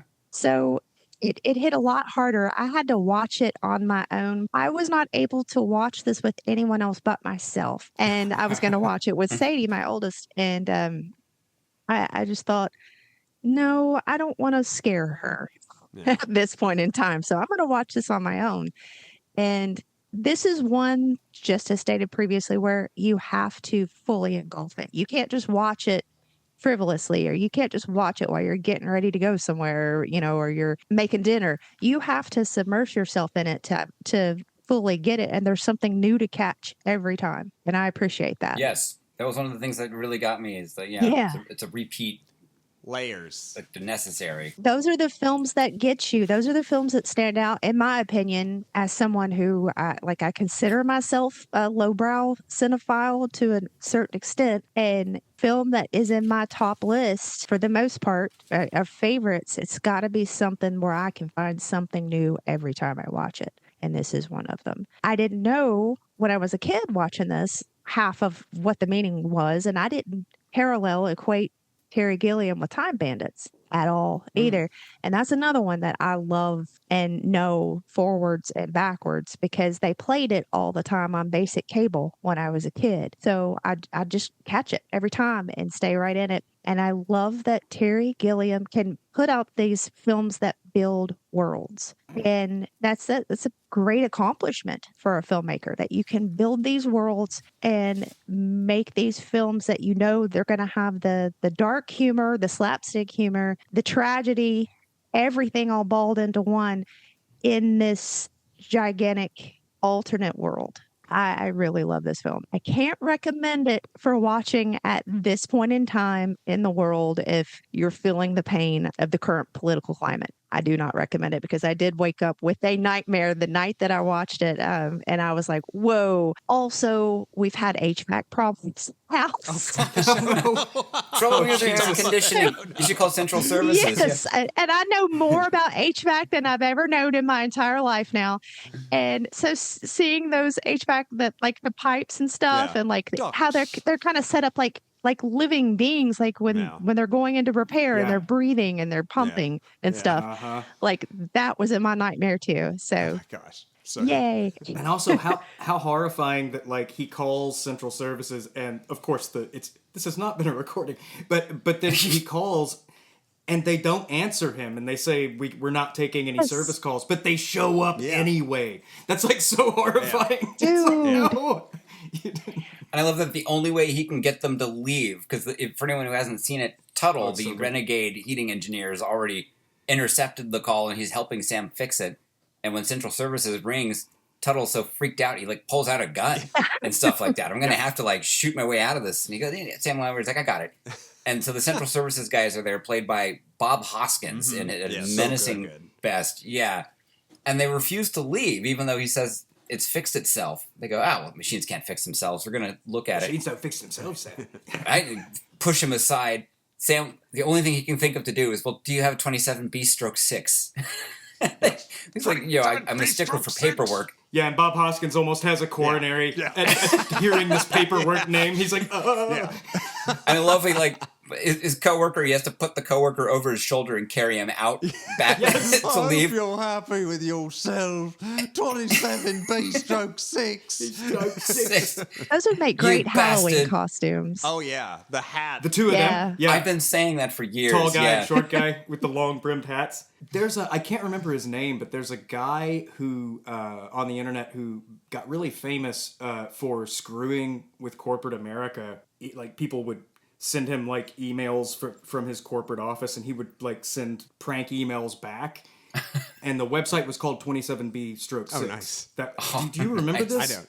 And No, it was specifically referencing Brazil. I can't remember the guy's name. Wells would know. That's great. Gray, you've obviously consumed this movie for about over half your life, but what? Let's dive in. What is it about this film that continues to amaze you? Like I already said, the fact that you can really take this from so many different angles. You can relate to it if you're scared of a left-wing authoritarian state, a right-wing authoritarian state, a sort of in-the-middle amorphous authoritarian state, or really, and I hadn't thought about this until Elizabeth said it, a corporate authoritarian state. Because it is the government in this movie, but I think in our current situation, it's more relevant as a corporate authoritarian original state. Name for fascism was corporatism. So, I mean, until a corporation bought Webster's and changed that. There you go. The Gilliam movies that I like the most, because all of his movies have fantasy and sci-fi elements, but the ones I like the most are the ones that are not at all fantasy or sci-fi. They just have massive fantasy and sci-fi elements. And this is the king of all of them. Because there's nothing sci-fi or fantasy about this movie. Everything that's fantasy is in his head. It's not sci-fi, it's dystopian. Yeah. This is just the way the world is. There's no future tech in it or anything like that. It's just all of the... So it's almost like retro tech. Yeah, exactly. Yeah, because everything's fallen. What do you call that? In films like this, where the technology is retro, but the technology is futuristic as well, like this, retrofuturism. Is that really just what it? Okay, that's kind of the common term like for Fallout, it. Like steampunk. Like steampunk is retrofuturism. Okay, that kind of stuff. I love that. I think Gilliam's idea was he just wanted it to look like like the 20th century had just all gone into a blender and then been farted out in this weird way. That's exactly what I was going to say. Yeah, and there's just so much going on that works so well. We've already gone over this, but the idea of a heroic rogue heating engineer who works freelance, and the fact that he's sneaking around like a Navy SEAL, like it's so forbidden that he's been doing this for so long that he's on it. He's silent. He's got his gun. He's got his night vision goggles. He's like, it's just perfect. And it really hit me this time, at this moment in time, that it mirrors the fact that it used to be illegal for farmers to fix like John Deere tractors on their own. They had to take it into the corporation who made it. Oh, wow. They couldn't do it on their own until they passed the right to repair bill during the Biden administration, which made farmers where they could fix their own farming equipment, which I don't know if that's been rescinded under Trump. If it hasn't, I'm sure it will be. Yeah. Because I know do we were want to talking bet about on that? Yeah. It was like a 1-to-1 analogy to like the Rogue heating engine. It was just, wow. I was like, man, just as I was watching it, there were so many things that came up that were relevant, which, yay! But, yeah. And I'm gut punch. a lot of these things. I know. Another one was that's a fucking hilarious moment. So when they're at the restaurant before the bomb explodes, when they're ordering their like lumps of food, Yes. And they're ordering by number, and Sam is like, no, I just want the steak, or whatever, and he's like, you have to say the number. And he's like making him, and he's like, I don't know what the number is. I just want the steak rare. And he's like, you have to say the number. And he's like making him say the number. It's just so funny. But it also reminds me of the increasing places where you have to order by QR code with your phone. There are places where they won't let you. They won't let you tell them what they want. And there are no, particularly in airports. I was like, yeah, this is all just getting more and more relevant. I guess it was relevant then. Actually, Gilliam mentions that on the commentary. He's like he was in some fancy restaurant in New York, and you had to order things by the number, and he had sort of an insistent waiter kind of. This was plucked out of life. So that's wild. Yeah. Even back then. I relate to the waiter. And then of course visually, even outside of all the dream stuff, which of course, I mean, almost a moot point to talk about visuals in a Gilliam movie. It's like, yeah, of course. but yeah. One thing in particular is there would be no mailroom in the Hudsucker Proxy without this movie. Like, that is just that first shot of the mailroom with bump, bump, and the tracking down as everybody's moving. That's the tracking shot from pneumatic Hudsucker tubes Proxy. and and the tubes. And it's like, and I love too that they didn't even need to build sets. One of the things they did to save money, which I think works to the film's benefit, is they just took stuff that already existed and just sort of dressed it up. So both the Ministry of Information and the Department of Records, where Sam Lowry is first working, is actually the same building, and it was like an empty sawmill, and they just kept rearranging it.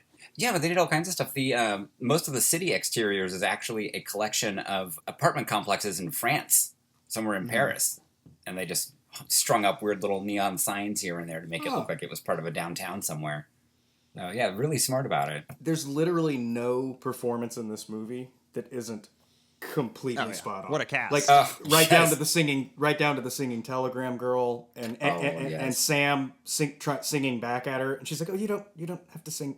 Like, and one of my absolute favorite. So this is one of my favorite Ian Holm performances of all time. Oh yes, because he is so utterly petty and frightened and pathetic. He's just so pathetic, and when he's like, "It was probably Jeffries.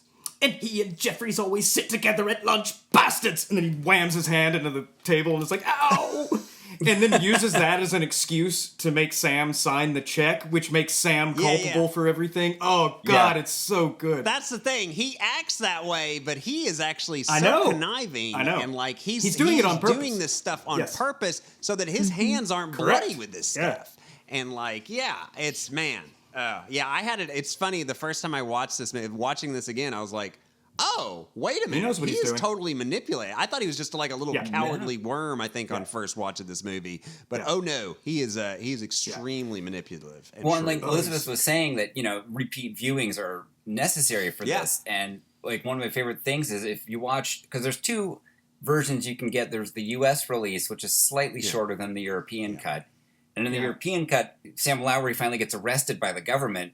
They're reading him a list of everything he's done wrong, and it is like a dossier of everything that happened in the film. You forged a check. You rented this vehicle. The vehicle he uses to bring the check to the woman who needs to sign it gets torched later. So he gets arrested for the check, the vehicle. I forget what else. It's just like you're like, holy shit! The whole film has all been leading to him getting arrested. This is crazy. Yeah. I also like that everyone keeps giving him the same Christmas present. And it's everywhere. That present is everywhere. Yeah. Like something for an executive. And it's just a little desk tchotchke, like a desk decision maker or something. It's like a pendulum. Yeah. Because those were big in the 80s. Like the little desk toys like these corporate execs would have. They don't do any work. Something for an executive. Such a good line. One of my favorite lines in this movie is, and I don't know why, it might be because I finally have a desk job that I think about it all the time, is when Sam gets promoted and he's got the desk in an office that obviously has had a wall installed in it. So it halves the office. So he's really got half an office, sharing the desk with the guy next door who keeps trying to get more desks. So he's yanking the desk through the wall. And Sam finally gets pissed off and he walks in and the guy goes, "No, you can't have any more chairs. There's only one left in here now, and I'm using that to sit on." Which that's one of the writers of the film. Charles McEwen, who's in The Adventures of Baron Munchausen, too. That's right. Yeah, you can like aim his gun and see stuff for like miles away or something crazy. That's right. What can I say about this movie? It's one of my favorite films of all time, easily. I think it's a masterpiece from beginning to end. There's really not a moment in the film where there's not some sort of interesting inventiveness happening, whether that's with the camera, the sets, the transitions. Everything is so well conceived in this movie, and there's just layers like we've been talking about. And this, and as everybody has also been mentioning, this movie hit very differently this time around with considering, the political landscape at the moment. Gilliam really does touch on something really interesting in this movie, and it's the compliance with fascism. It is the people going along with this, that this is normal and then this is okay, and that they're playing their part in it. Michael Palin, massaging his head because, and he's got blood all over him because he's just tortured someone to death. And then he goes over to play with the child, which I believe is played by Gilliam's own daughter. Yes. Who's his producer now, by the way? Oh, interesting. Yeah. That's a terrible thing to do to your daughter to make. I mean, especially Terry Gilliam films. After watching like the Lost in La Mancha, my God, I'd hate to be his producer. You already screwed with Sarah Polley. Huh? Michael Palin is like this so nice guy. He's just a loving father, and yet he is doing these horrible things because that's his job. That is the world that he is accepted and is living in. And I think that's such a profound thing that Gilliam is saying. It's like for fascism to work, people have to go along with it. It can't just be these rich oligarchs or whatever that are like subverting everything and taking over. If the people don't go along with it, it ain't gonna fucking work. And that is the best way, and I'm gonna get to the title of our show, the way you can say fuck fascism, okay, is to not comply. Don't go along with any of this shit. Yeah. I also love how the technology just like doesn't work in this world. Yes. Which Right? None of it's it. rather prescient. I mean, there's so much technology now that is just designed to break the fuck down. Your smartphone goes bad every couple of years. This planned obsolescence. I mean, I think like Gilliam is really onto something. I know he's like homaging like Kafka's The Trial and The Castle with this film heavily, but he's also at the same time like really digging into some stuff that really are reflective of just the world at large, especially in regards to the technology. A fascinating pastiche of like different periods because the sets and architecture look all kind of Art Deco, and he chose that because that was really the architecture when the Nazis came into power and Mussolini and whatnot. And the costumes though are very 40s, like this 40s, early 50s, sort of the post-war kind of golden age kind of era. And there's totalitarian posters everywhere, like ratting on your friends and all this stuff. Yeah. It's like, don't just suspect them, turn them in, and just like, and it's like, at one hand, it's like funny, and on the other hand, it's terrifying. So, I mean, that is the fascinating thing about this movie is that he sets you up with so much humor. I mean, the first half of this movie, before he goes and visits Miss Buttle, because that scene hits so hard and it completely changes the direction, not just because he meets the woman of his dreams, but he realizes like what the effect that the machine and system that he is working on has this real human effect. And like what it is actually doing to all these people. He only really has that realization when he meets Buttle's daughter outside. Because what really hit me, it's a double punch. Because like you were saying, people going along with the system. We first see Sam going along when he meets Mrs. Buttle. It's horrifying. The scene where Sam takes her the check, and that whole "what have you done with his body" is horrifying. Yes. Like, and he's still going along. He's acting like he's the one being put out. Like, during that whole scene, he's like, well, I'm just bringing you the check. It's not my fault. And he's even acting like she's the crazy person in this situation. Like, he's being put upon. And she's just crying and what have you done with his body? That's such a horrifying scene. Yeah. But then when he gets outside and he realizes who that little girl was waiting for her dad, that's when... It hits him. Yeah. That tiny moment when he's like, oh... Yeah.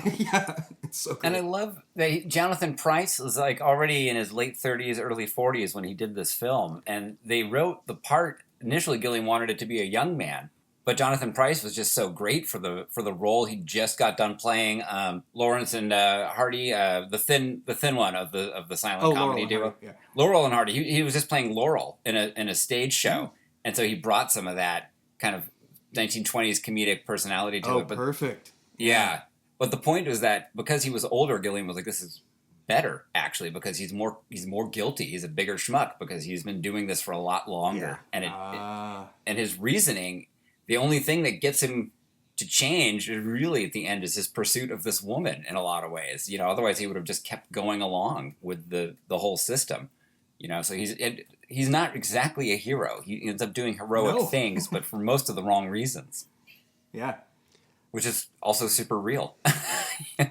So yeah, because it starts bouncing between the dream world and this, kind of gray, which that's an interesting thing, like color palette wise, because like the dreams are extremely colorful and vibrant at the beginning. It's his escape from this like dystopian world, and yet the world is very gray. Like everything is like very gray and like kind of bland. It's an interesting contrast between those two. But I love like, you know, when he's going in the train looks like a cage. It's all this like glass, like, and then he's having the dream of the girl of his dreams like trapped in a cage. But the train is a glass block cage. Yeah, there's all this like, you know, kind of cross-referencing between the dreams and the reality at a point in the movie. Which, Gray, I'm curious, like, when do you think that actually is in the film, where it's like there's the reality and then there's like that sort of bend of where it's just like you're not you can't really trust this guy anymore. It's not there's not 100% point, but I think it's really,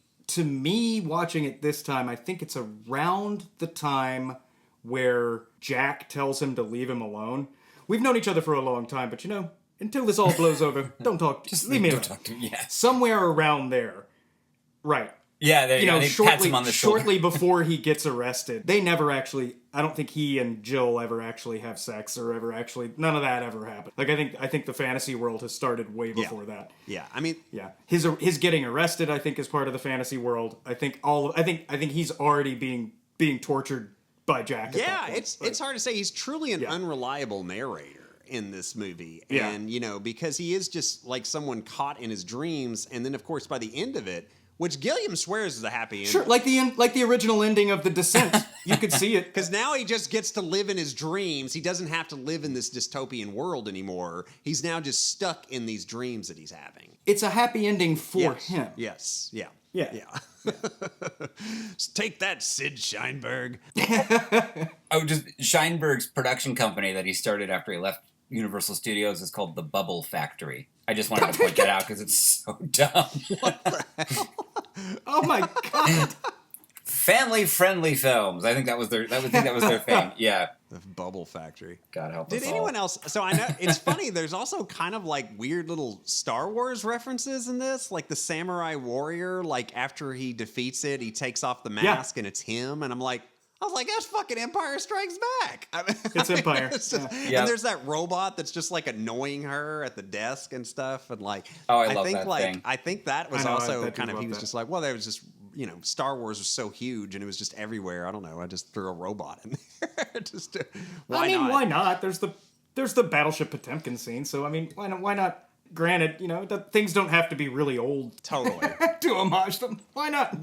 There's some genius filmmaking in this. Like, when he gets promoted and he goes to the new floor and stuff. And, that is just actually one hallway that they kind of built. And they put, like, an extension on the end of it. And they're just whip panning to the same hallway. Yeah. It just whip pans and then, you know... That's how he shot it, to make it look like it's this like maze of hallways. It's all the same hallway though, and it's brilliant. So brilliant. It's absolutely brilliant. And it's always funny. Like there starts to be kind of a musical happening, like that scene and stuff. And this happens a few times in the movie where it starts to get a little musical, and then it just stops before it gets too far. That's an interesting intent that Gilliam had as well.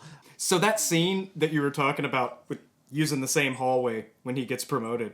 I didn't see Brazil until I was in my early 20s. So, you know, I was smoking weed by then. So the first time I saw Brazil, I was high as a kite. And the scariest thing to me in this movie were those sequences where he's like, and he sees like the bureaucrats at the end of the hallway going, and they're all going, and they're like far away and they're all just murmuring to each other. That whole sequence terrified me when I was high. I don't know why. Scary element to it. I can see that. It does.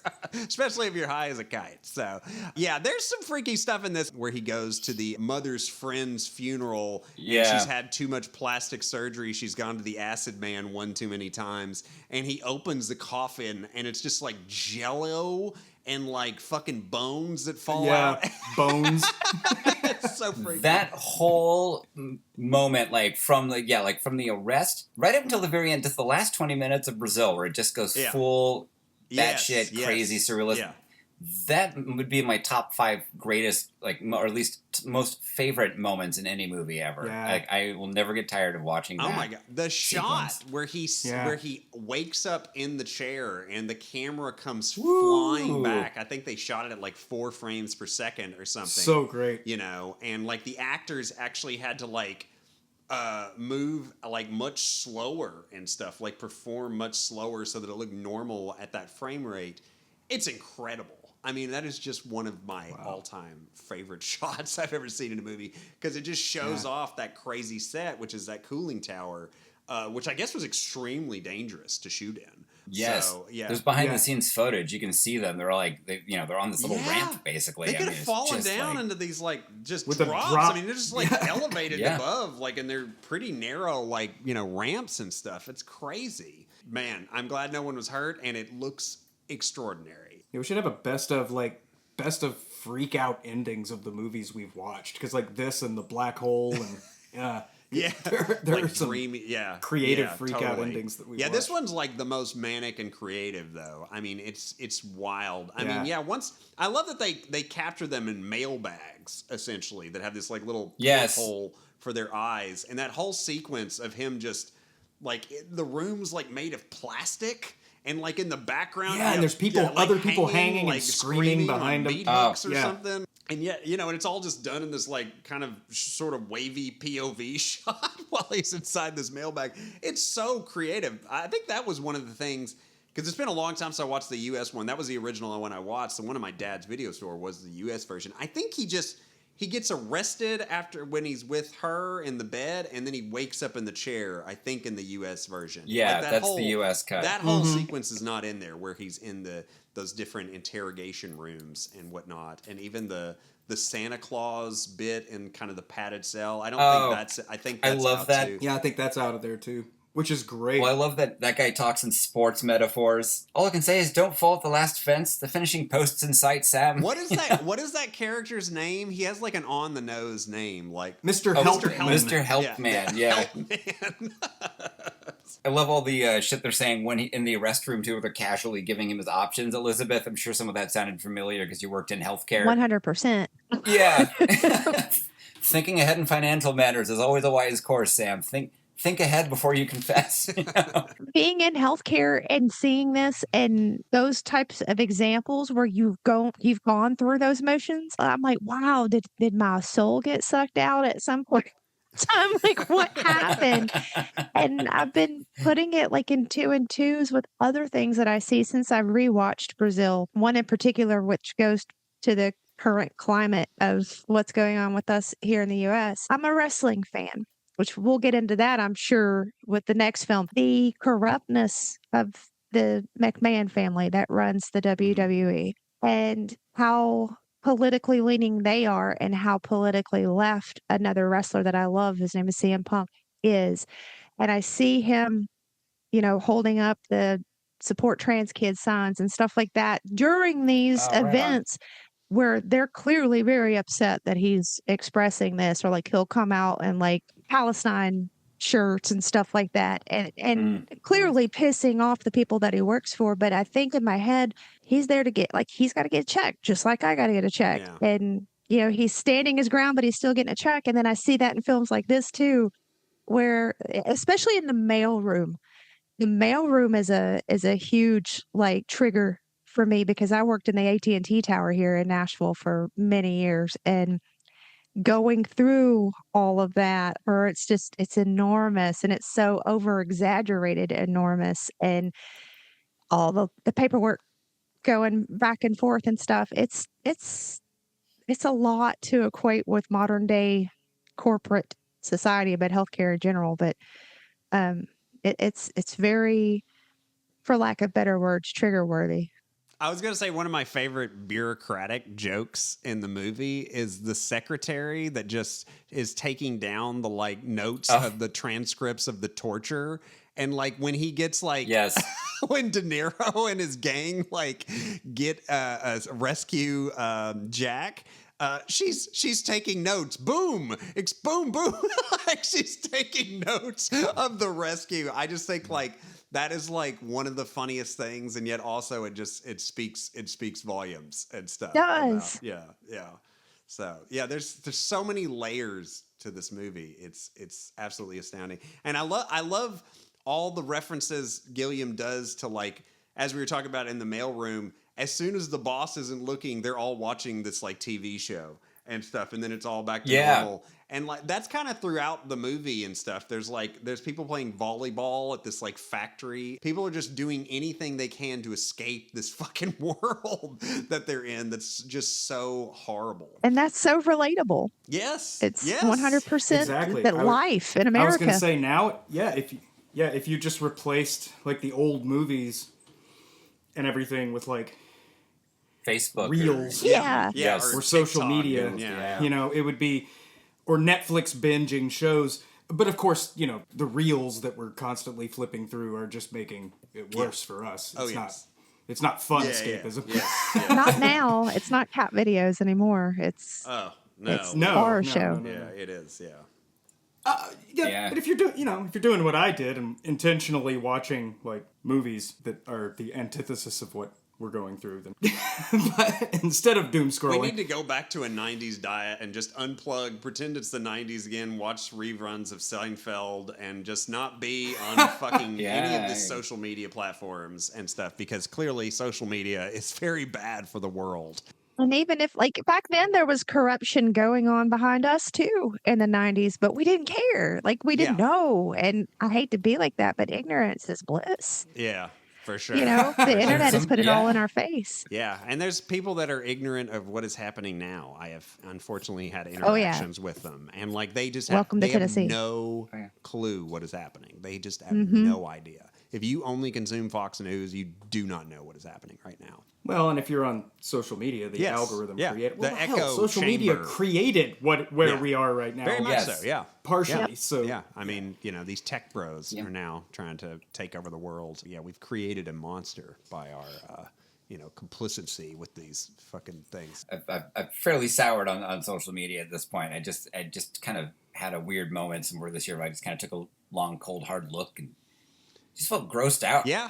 Even by some of the good of it. I was like, I feel this all. I was like, why do we need to post videos of ourselves doing shit and talking about stuff? Yeah. Like, who fucking cares? Yeah.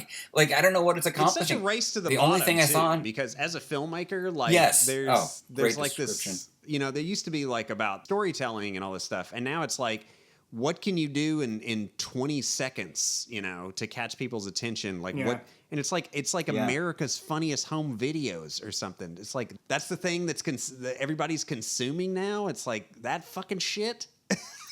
It's just, it's insane to me. Things that don't make you think most of the time and are just there to numb you. Yeah, all the stuff that takes off, it's all either to make you think or just reaffirm yourself, or I had a deeper thought I was going with that, but I don't know. I'm 3 coffees into my day, so I'm like 3 steps ahead of myself all the time. What other thoughts do we have about Brazil before we move on? One of my favorite moments is the old lady who is obsessed with Sam cleaning up his papers that are flying everywhere. Yes. And the fact that she's so obsessed with everything being clean that her little pug dog has its asshole taped up. So that it won't poop on the sidewalk. It's always been one of my favorite details in Brazil. Well, that's as good a place as any to end it, for sure. Yes. Brazil is currently available to stream on Prime, and as mentioned, Criterion has an incredible edition of this available on Blu-ray. It is packed with so many special features. I highly, highly recommend that. You can really dive into the crazy production of this film, which we barely even touched on, which is what could be a whole episode unto itself. All right, well, from the comedic nightmare of bureaucracy to a dystopian television show that pits convicts against deadly gladiators, it's time to keep up with The Running Man. In the year 2017, an innocent man accused of a crime has a choice: hard time or prime time. Sensational. Perfect contestant. I want him. He must pay or play the running man. On your mark. I'll be back. Go! highest-rated TV show in history. Guess they want us to stay. It's a game between life and death.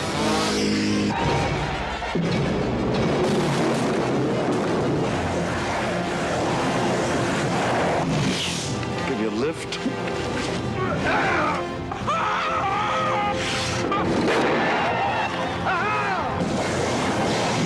Arnold Schwarzenegger is the Running Man. He's playing for a prize. The prize is his life. How about the life? The Running Man.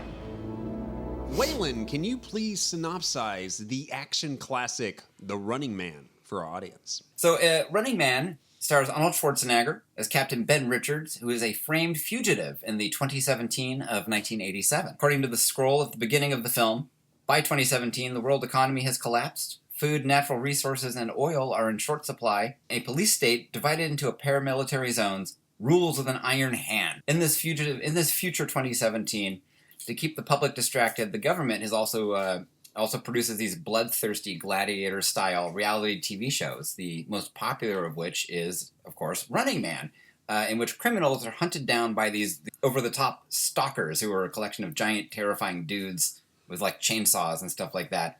And if these criminals survive their encounters, then they're granted their freedom, supposedly. Arnold Schwarzenegger is eventually arrested at some point, and he's thrown into this situation along with two of his fugitive friends, and they have to battle their way out.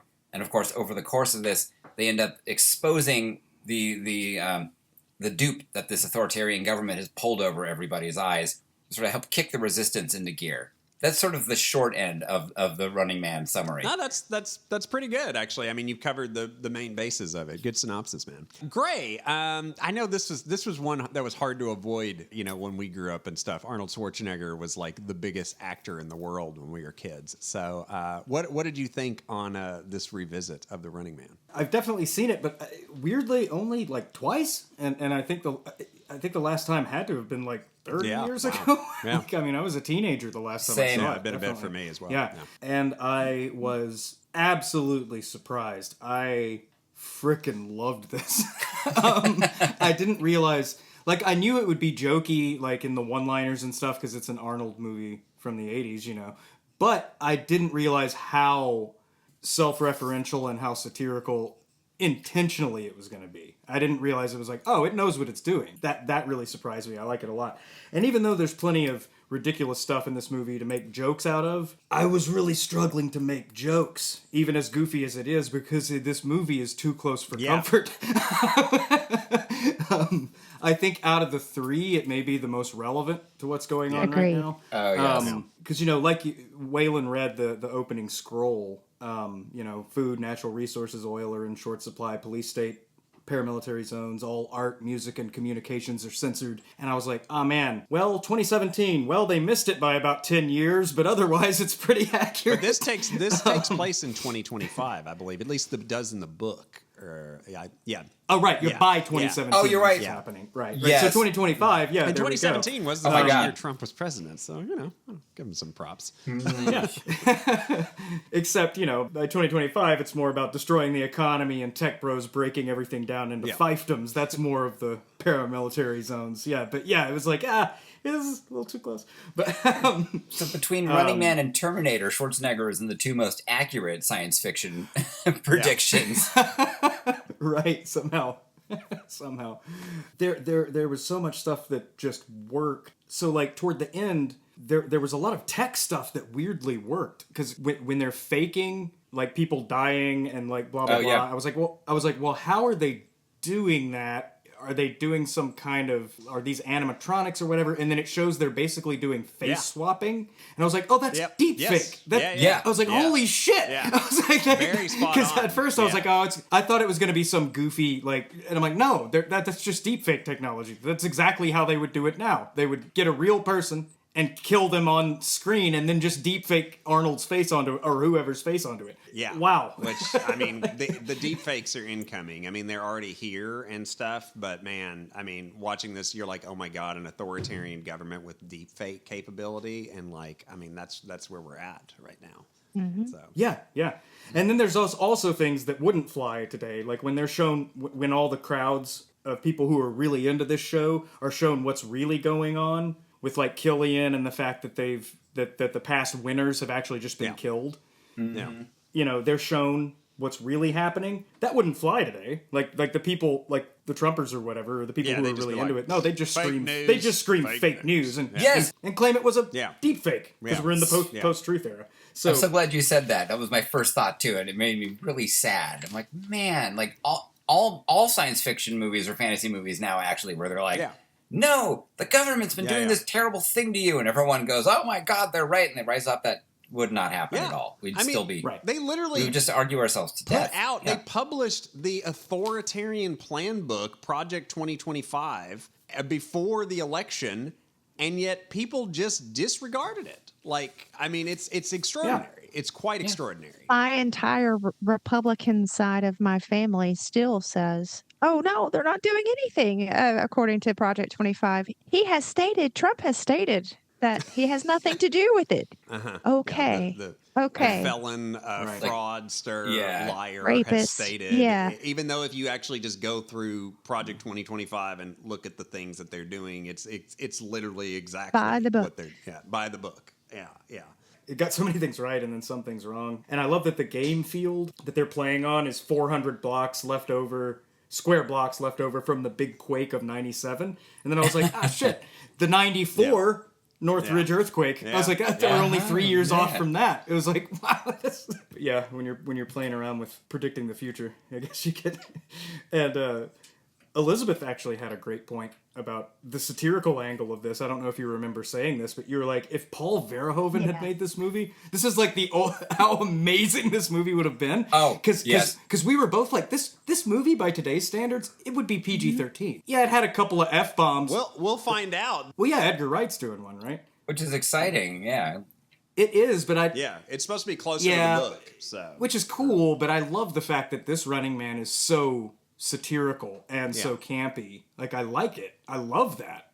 And that's why I'd like to see a Verhoeven version of it. Like an ultra gory. This almost was like a Verhoeven version, though. And the weird thing about it is those like ads and stuff, like when they're climbing for dollars and stuff. I was like, that's like right out of RoboCop. And then I was like, wait a minute, this came out the same year as RoboCop. They both came out in '87, so it's not like one was ripping off the other. It just happened, at the same time. So I thought that was fascinating, actually. Well, even the reality TV angle of it, because even the nicest reality TV shows for me, like Great British Baking Show or whatever, I still find them a little bit bloodthirsty in the sense that there's still people who are desperate to do this thing. I've never heard someone call the Great British Baking Show bloodthirsty. I'm going there. That's the only.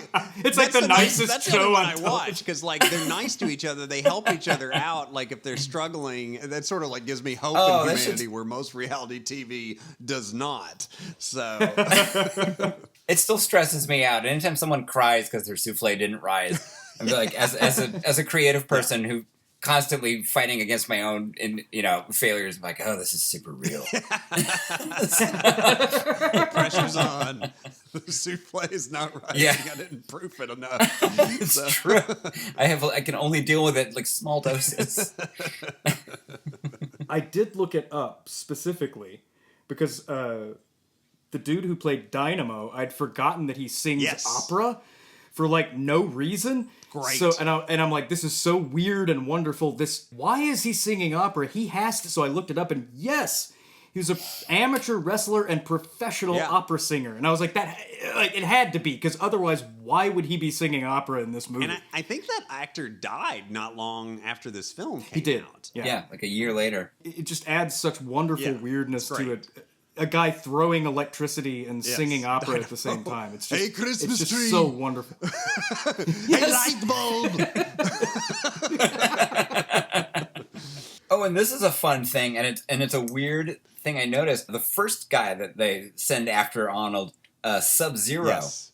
who is played Toru Tanaka. Yeah. Yes, Pee-wee's Big Adventure. Francis's Well, we had butler. 2 Pee-wee alums because we have Miss Yvonne also in the audience.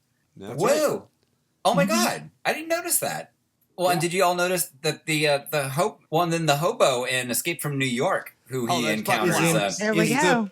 Is in Pee-wee's Big Adventure. His name's just Buckflower. And he looks so, it's so funny because in Escape from New York, he looks so much younger than he does in Pee-wee's Big Adventure, and they're only a few years apart, a couple years apart, those 2 movies. All that but time I'm sure on the that's train. His makeup and costume.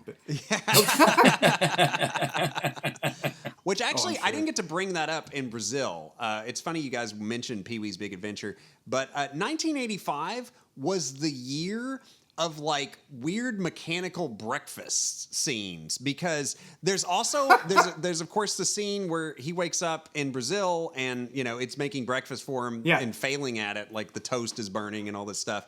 And then Back to the Future, the opening shot of Back to the Future, like it's making breakfast and it's messed up and it's like a robot like giving the dog food can and all that stuff. And the best one is Pee-wee's Big Adventure, also came out the same year, where it's like this Rube Goldberg machine making breakfast with a freaking Abe Lincoln like animatronic that keeps throwing the pancakes up to the ceiling. I didn't even put that together. I did not even like think about that. That's great. There's like the 6 degrees of Pee-wee's Big Adventure in this film as well. I love it. And if only there were one in Brazil, and there's not, but we could have just made the connection. I'm a huge Pee-wee fan, so that would have been awesome.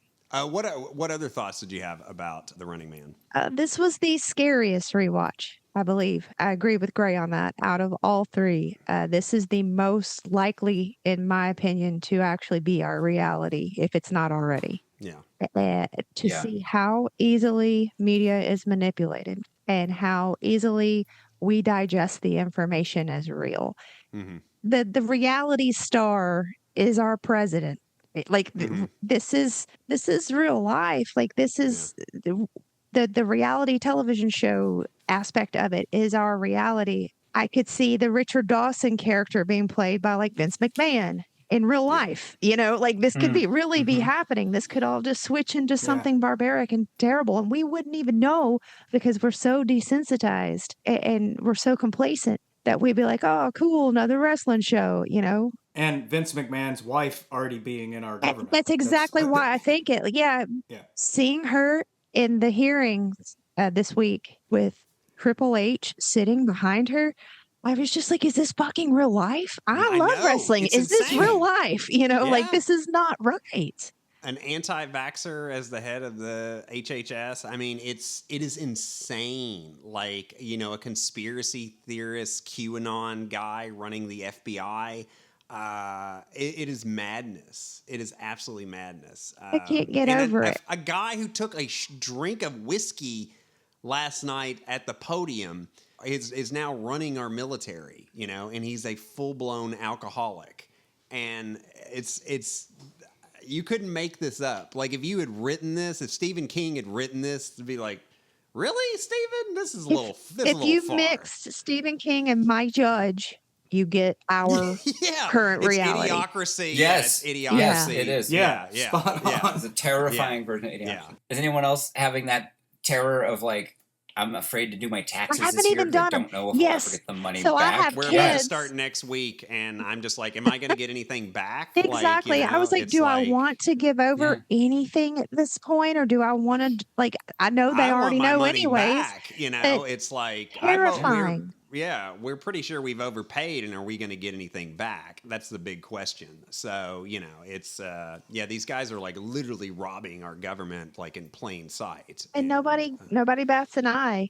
It's normal. I mean, people do, he but knows it's just what he's doing. He's a professional. He's a businessman. He's a billionaire. Billionaires know everything. Just like in Running Man, where people want to be entertained so badly, and they are so in that mindset of, well, I'm better than that person because I'm in this situation, so I'm the spectator, so I'm better than that person, and it whatever. And I feel like that's what's allowed all of this to happen. I'm going to sound like a complete asshole, and I am, but these dumb fucks that think they have any possibility of becoming a billionaire like Elon Musk, If they abide exactly. by these, Yeah. well, I just let him do this and let him do that, and he's going to make us all rich. Yeah. And they believe it, and like Yeah. that's how I Yeah, they feel wanna- about every spectator in the audience. They're waiting on prizes. Yeah. Yeah. Yeah. Yeah. Yeah. Yeah, exactly. Scraps from the table. Yeah, they can't wait to be the Yeah. space Nazi. Tweeting on Twitter, I am so entertained. Yes, You saw I that, did. Right? It's like, oh, good. Well, I'm glad we are all suffering for the entertainment of One man. Billionaire. Of Yeah. the stupidest Austin Powers villain that ever could be. Yeah, he's a dumb shit. He's not a scientist. He's a not an Nepo engineer. baby. He's not a. He has. Yeah, he's- I mean, he's he a Nepo comes baby. from blood of diamond. of apartheid yeah, Nazis. apartheid Yeah. Nazi blood diamond money. Him and Peter Thiel are out of their freaking minds. But I will say, it Anyway, does spark a lot of great nostalgia in me. It was fun to watch it with my kid, Anne Elizabeth and Gray, and I and my oldest all watched it together. And it was fun to watch it with my kid and have the drive back from Gray's house to us, which is about an hour, and have that to discuss with my kid about the current state of the world and also Jesse Ventura's wig. Or, Oh, yes. Arnold How Schwarzenegger's great was terrible he in that beard. movie? Like we had all that whole discussion on the way home, and that was fun. Oh, and your kid actually made a very good point, non-political point, that every futuristic 80s movie thought that TVs would look the same forever. Yeah. Because all of the TVs, they just looked like your basic projection It's tube like television. cathode ray tube. Yeah, And it's they true. never saw flat screens. Like even into the 90s, you look at like Total Recall, and the TVs are still pretty much the same. Honestly, it's because that's It's what not they the had same thing, to but work with, too. So, Right, yeah, I mean, I guess they could have hooked up some kind of projection system or something. But yeah, Waylon, what did you think of The Running Man? Oh, man. Well, it was interesting. I hadn't seen Running Man since I was a kid, so all I really remembered was Arnold being shot down the tube on his way to the maze. But I liked it. It's weird because Arnold Schwarzenegger is a phenomenon that only worked within the context of the 80s, and I think it's going to be harder and harder to explain to future generations how it worked. Because the first line out of his mouth, "No, you can't shoot those people. They're unarmed, for God's sake." Like, it's such a terrible line reading because he's not a great actor. but he dominated for so long.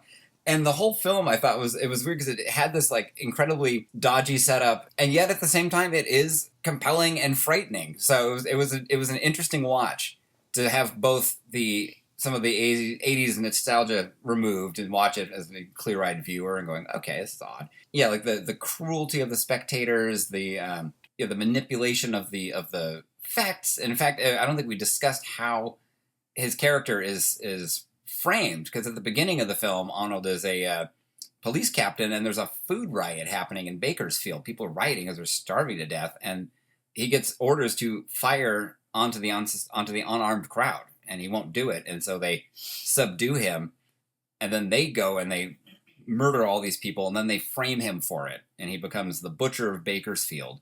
Plays into the film because then, after he escapes prison, he ends up meeting a woman named Amber, who is played by multi-talented singer-actor Maria Conchita Alonso, who buys this until she herself sees later that they've manipulated her interaction with him. Where they went to an airport because he was going to try to use her travel pass to get out of Los Angeles, and they figure out, she points him out. I've been kidnapped, help. They arrest him, but when she's watching the news later, the news shows that he shot people, which she knows didn't happen. So all that stuff felt pretty realistic. Basically, I liked it quite a bit, actually. I liked it the least out of all three films. Yeah, tough act to follow. But I did find it the most realistic. Although, did we discuss? I thought the best performance of the whole film was actually Richard Dawson. Oh, he's amazing. Of Family Feud. Yeah, he's great. And apparently, he plays himself. I was reading, he was not that dissimilar from that in real life. Amy said, "I hope we get to hear the host of Family Feud say fuck." And then, a couple minutes later, talking about the network. The network say the ratings are falling. Ah, fuck them. So there we go. The host of Family Feud dropping F-bombs, talking about women's butts. And have you ever seen the montage that people put together of Richard Dawson hosting Family Feud and how he kissed all the girls and stuff? It's pretty disturbing. It's pretty gross. I'm sad to hear that he was a creep, if he was. He's another one along with Bradbury that I buried in the cemetery. Wow. Oh, no kidding. And I buried his ashes, and his family were the sweetest people that I ever met there. And they gave me a massive tip. Aw. And they were really, really nice people. And I was like, oh, the Dawsons, they're so wonderful. Aww. So it's sad to hear that he was in fact a creep in real life and not just on TV. Yeah, he was real handsy. Yeah. And of course they did. In the movie, they have him kissing an old lady, and I was like, well, they had to do that. It's obligatory. He's Richard Dawson. Whole thing. It's perfect casting. Josh Brolin is playing the character of Killian, and the new one, Wow. which will be good. Oh, that'll be good. That's good It'll casting. be good. But man, I still think it's a tough act to follow, though. No, you can't get better than Dawson. Yeah. And I remember thinking when they were advertising this movie, I thought that was actually the real novelty of the film. Is like, you're like, Richard Dawson's like in the movie, the Family Feud guy. And it was like, and it's like he's the bad guy, and then you watch it and you're like, wow. I mean, it's a pretty incredible performance just all throughout. Just that first scene. Yeah. No, I mean, what's the janitors like cleaning and stuff when you first see Richard Dawson, and he's all nice to him, and then he gets in the elevator, he's like, I want that guy fired. Or he's just such a shitty, sleazy, corporate, TV host. I mean, he plays it just to a T. I did have one, my son's name is Killian, so this is actually kind of a hard watch for me, because it's like this, they keep talking like Gilliam. So I'm like, Gilliam is this awful, terrible person throughout, and you hear his name like constantly, and you're just like, wait a minute, no, my child's delightful. Stop that. Was Killian awake when you watched it? Did he keep running into the room? Dada in me, So yeah. He'll have to be at least 7 before I show him any Arnold Schwarzenegger movies. So not till you're 7, son. So maybe we'll start with Commando, something a little lighter. So there's a lot of great elements, and I agree with all of you that this one really was more reflective of where we are right now in America, with the deep fakes and just the whole kind of media circus, and also the kind of authoritarian government there was. The scene where Maria Conchita Alonso, when she discovers that what they're saying on TV is not in fact reality, because she was there, she was part of it. She's like watching it, and she's like, that's a lie. That's not at all what he didn't shoot anybody, but yet they're showing all this footage on TV. I thought that was quite profound, actually. I love that Cadre Cola owns so much in this movie, like a hospital. Yeah, Cadre Cola. Yeah. I know. And then it's Cadre Cola. Yeah, I mean, like, he flies into the sign at the end. Yes. He flies into his own picture. Everything revolves around this soda company. It's like, I know.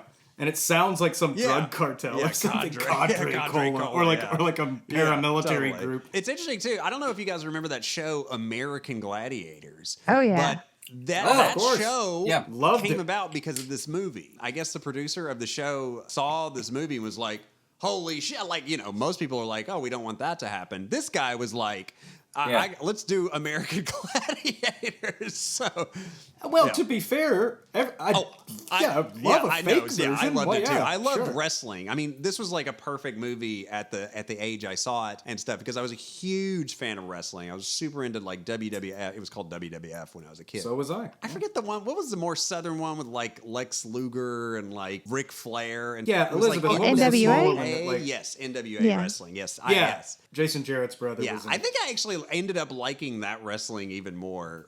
Like, I kind of fell in love with all the storylines with like. Well, Sting. Smoky Mountain also here too. That was the Cornette era, and the Jarretts were part of that too. Double J. That was Jason Jarrett's brother's wrestling name. Yeah, we went to school with some of the wrestlers. Jeff is still wrestling.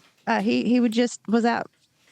Jeff Shit. I know Jeff. Oh, I know that name. Yeah, I remember. So we went to school with the Jarrett family. Kids. Oh, crazy. Oh, wow. Yeah. Oh, wow. That's wild. That's wild. Of course, this features Jesse Ventura. I think this was right after Predator, I think this is the one he followed up Predator with. I was, but I heard they delayed the release. I think they released this one early or something like that because they didn't want to compete with Predator. Because how can That's you? right. He's great as Captain Freedom. He is. Oh my God. So pissed off.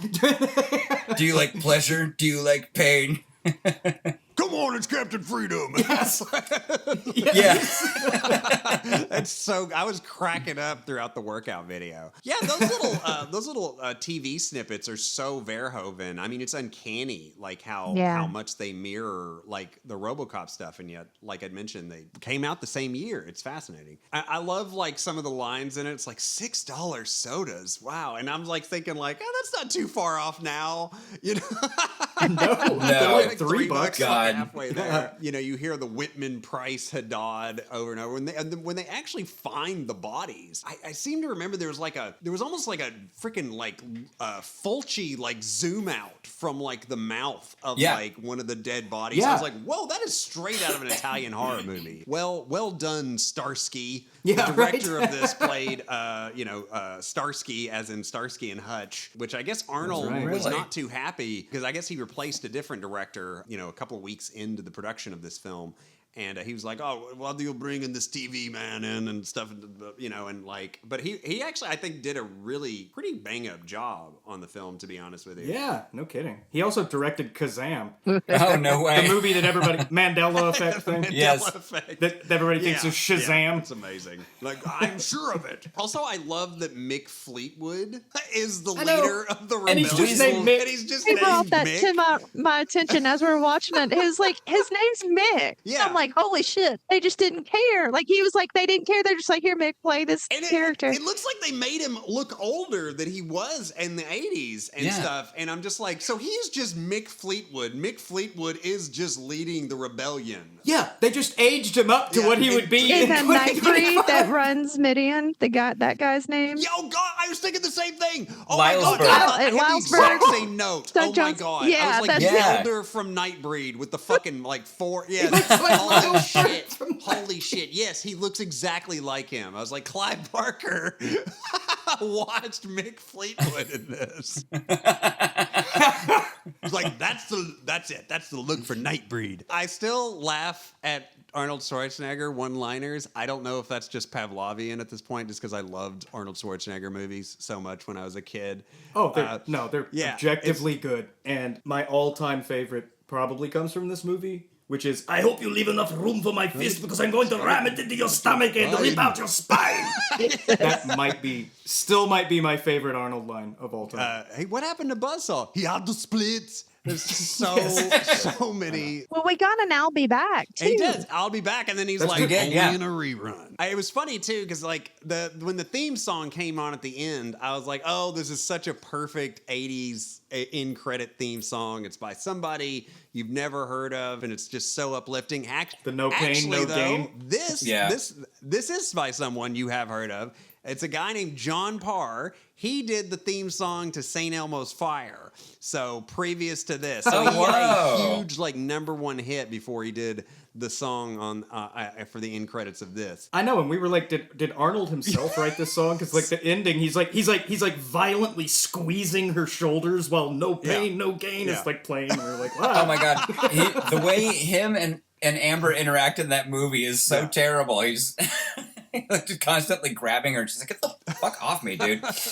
I know, and like while Arnie is chasing, like terrorizing Amber in the apartment while the 80s workout music is playing, it was like aerobicize while you're chasing a woman in a teddy through her apartment. It was like, oh yes, my favorite line is that it's like, oh, I should have gone to that trip to Hawaii. He's like, I had the shirt for it, but you fucked it up. Amazing.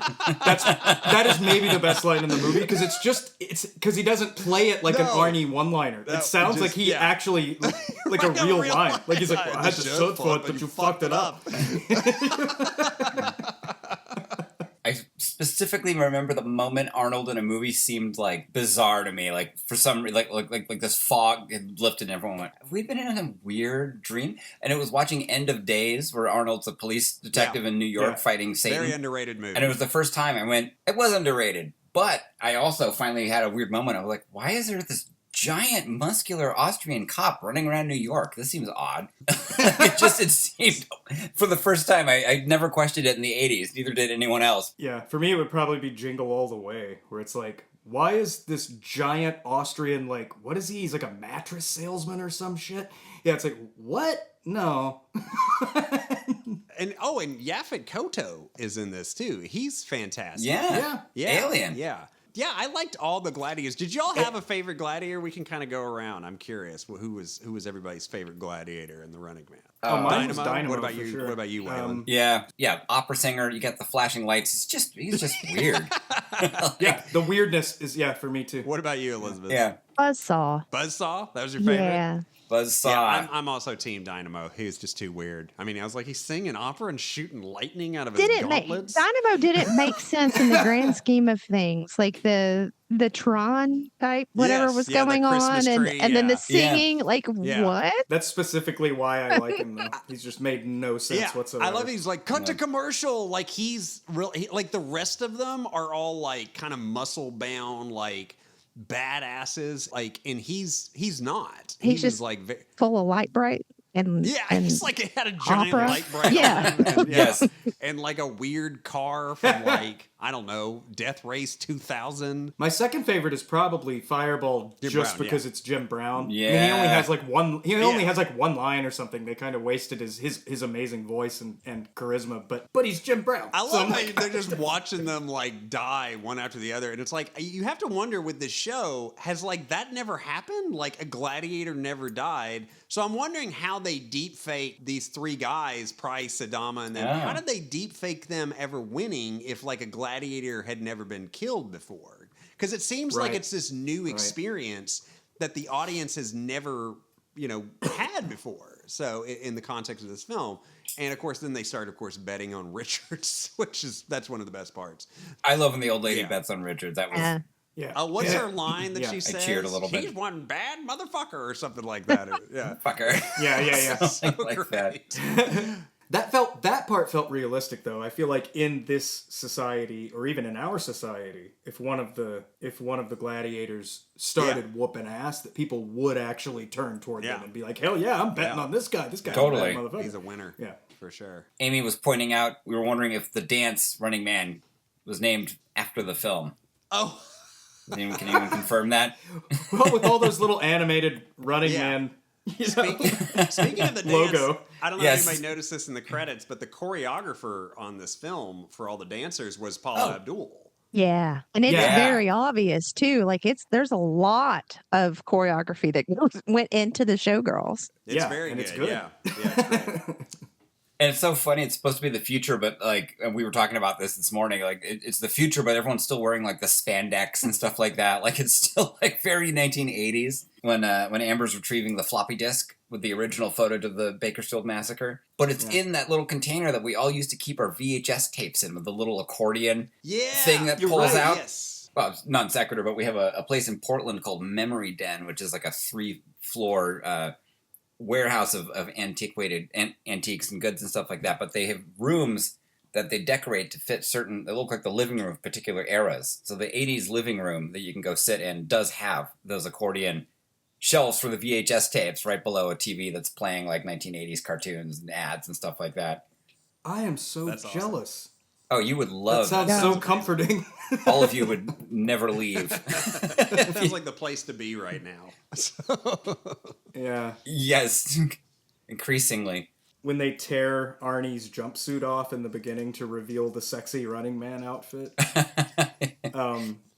AE was like, so there's male strippers that do that, right? If there aren't, there should be. And then AE turned to Elizabeth and was like, you have one of those suits, right? And Elizabeth, do you remember your response? I do have, y'all know, I said in the introduction, I'm a dancer. So I do have breakaway pants, yeah, I do. Yeah. And then you said, I'm the running mom. No, I don't remember. I did and wrote it down. I'm just right now taking notes. Those are fun items of clothing, and it's funny that was what was integrated to that show as a stripper breakaway jumpsuit. Okay, and here comes our plumber. Yeah, I know, Mr. Clean, and then he just comes out, and it's Arnold, and and he's got that cool yellow suit underneath. I'm here to fix the cable. I really loved hearing the I'd forgotten about the Arnold scream whenever something bad's happening to him in a movie. He has the same sound he makes. Yes. I think the first time was when he's getting dragged in the helicopter after trying to stop the slaughter. Yeah. Yeah. I think bad Arnold impressions is about as good as anywhere to end this. Elizabeth, do you want to let's all do our best Arnold Let's all- impression. I don't think that I can do it really well. I'll be back. Like I still sound like a redneck. Like I can't get my East Tennessee accent out to do impressions. I wish I could. The combo of East Tennessee and Austrian at the same time. That's is like pretty something from delightful. hell, though. Yeah, nobody wants that. Gray, what about you? Let's hear your Arnold.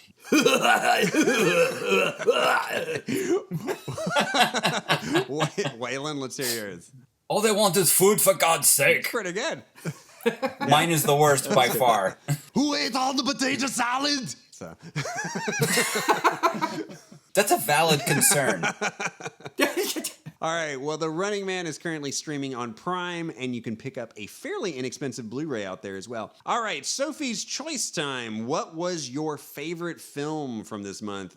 Elizabeth, you are our guest. I'll let you go first. What was your favorite film of the 3 films we discussed? I would definitely say New York, Escape from New York. And that is just because it was the safest of all 3 in this climate to watch and have some sort of like entertainment where it wasn't in the back of my head afterwards. Like that was just entertaining. More escapist than yes, the very other much films. so. What about you, Waylon? What was your favorite? Brazil. Yeah, it's got to be. It's just Gray. What about you?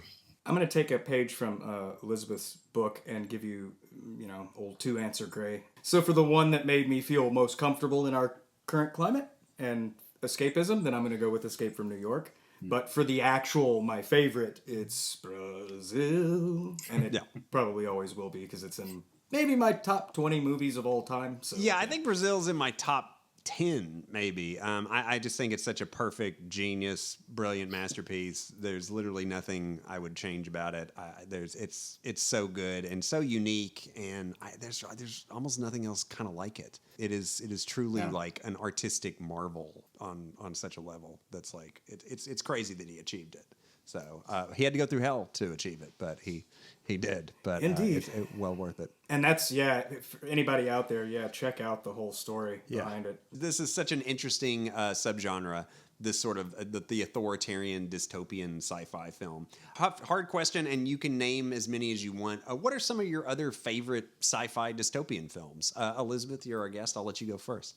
There's a lot, and indeed there is. There's a lot, and I think the person that can make that work the best in filmmaking, I have to say John Carpenter can make that work in filmmaking and bring horror elements into it too. I don't know. I want to say They Live because it's dystopian to a point because this is happening, pun intended, before their eyes, and they have no idea, and these aliens have all, because it brings in the science fiction and the horror aspects into that dystopian world that, this isn't going to end well. Like, what are we going to do? How are we going to fix this? How are we going to wake people up? Yeah. And one of that movie's really lived on because of the strong commentary it had on neoliberalism and the times that it was made, and yet it just shows how things haven't changed. They've only gotten worse, and that movie's just become more and more relevant. Gray, what are some of your favorite dystopian sci-fi films? It's not 100%. Well, no, it's pretty dystopian. It's a pretty shitty fucking world where all the well-to-dos leave the goddamn planet and let Earth turn into a polluted nightmare. Blade Runner. I thought you were about to say Wall-E. But, actually, Wall-E's fucking dystopian too. Yeah. That's a great choice, actually. Like probably because I've watched that 3 or 4 times recently with my son. No, Wall-E's actually a really good choice. Yeah. But of course, Blade Runner, for obvious reasons. I actually Gattaca. Yeah, one that doesn't get mentioned as much, but Gattaca's really kind of a masterpiece. Maybe not unsung in our circles, but maybe not as much. Idiocracy. I know it's living right now. Yeah, I know Yes. it's kind of punching down. It's kind of punching down a little bit. It gets some things wrong, but it's still pretty. They didn't know about the Gulf great. of America. Yeah.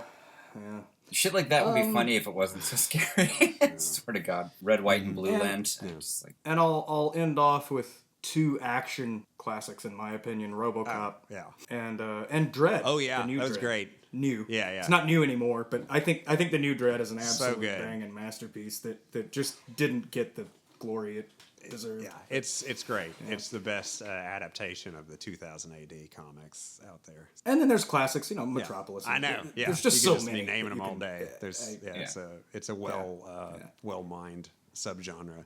What about you, Waylon? What are some of your favorites? well, see, there is a film that came out in 1985 called Brazil.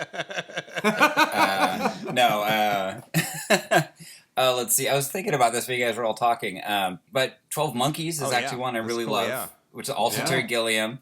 Actually, I was wondering, does Starship Troopers count? Absolutely. It's totally a commentary on fascism. It's probably the most straightforward commentary on fascism, as a sci-fi film. Yeah. I mean, it's so It's hard for me to see sci-fi like that.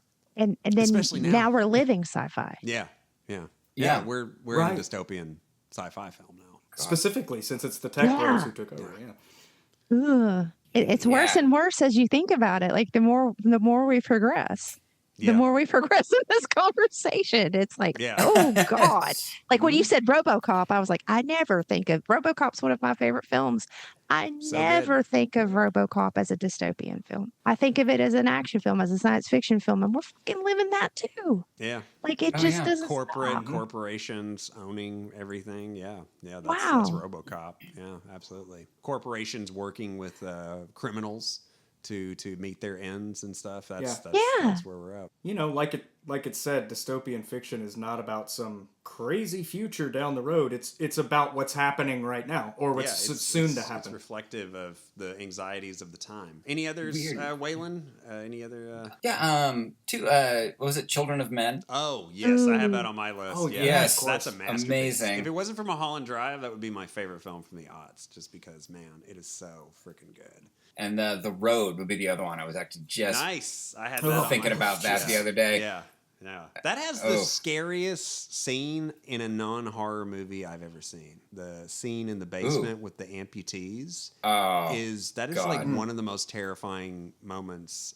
It scared the shit out of me when I saw that movie. Those are actually my favorite kind of scares, are non-horror movie scares. Yeah, like you did not expect it's just like, wow. Yeah, it really punches hard. Well, some of mine, I guess I love A Clockwork Orange. Which is kind of a leftist dystopia. Tarkovsky's Stalker. I think that movie is pretty extraordinary. The Matrix is great. The first one. The other ones are whatever. But the first Matrix is pretty fantastic. Delicatessen. Oh my God. That's a great. Massive food shortage, and that's a really fun. One of the movies that's probably closest to Brazil, which is Delicatessen. Going way back, THX 1138. That's it. And I love it. It's such a low budget, cool dystopian film. It could probably put most people to sleep, but it is. It's got a very slow, snail's pace, somber tone, and the Star Wars fans that go to watch George Lucas's first feature are often disappointed, but I kind of love it. It's a textbook case of fantastic world building on almost no budget. Like it's it uses its lack of budget to build a world, which is really impressive. Yeah. But those are definitely some of my favorites. It's a really interesting subgenre, I think. Well, Elizabeth, thank you so much for joining us and providing insights into these films. Is there anything upcoming that you would like to promote? And just the podcast. I'm working on Between Two Worlds. We're about to switch that over to deep diving a little bit more into canon and going into the books, and going to hit the dossier, going to hit the secret diary, and see how that goes. And then we're going to transition that into his film work, into David Lynch's film work as well, and transition that into neo-noir and noir and erotic thriller type noir and stuff, because that's where our mindset is. We're trying to do things to break out of this reality and escape for an hour into something else, and look forward to seeing where that goes. That sounds amazing. Well, fantastic. Well, it's been an absolute pleasure. Thank you so much for joining us this month. Thank you for having me. It's been a great conversation with you. All right, well, next month we are going to see horror through a child's eyes as we explore 3 horror films from the 1980s that feature child protagonists. We will journey to the deepest, darkest place imaginable in the cult classic The Pit from 1981. Then a child will have to contend with a deadly electrical entity in Pulse from 1988. Then it's a classic ghost story where a child must unravel the mystery of the Lady in White, also from 1988. Joining us will be our friend Brad Hargis from the horror podcast Old Man Brad. Until next time, be kind as we rewind.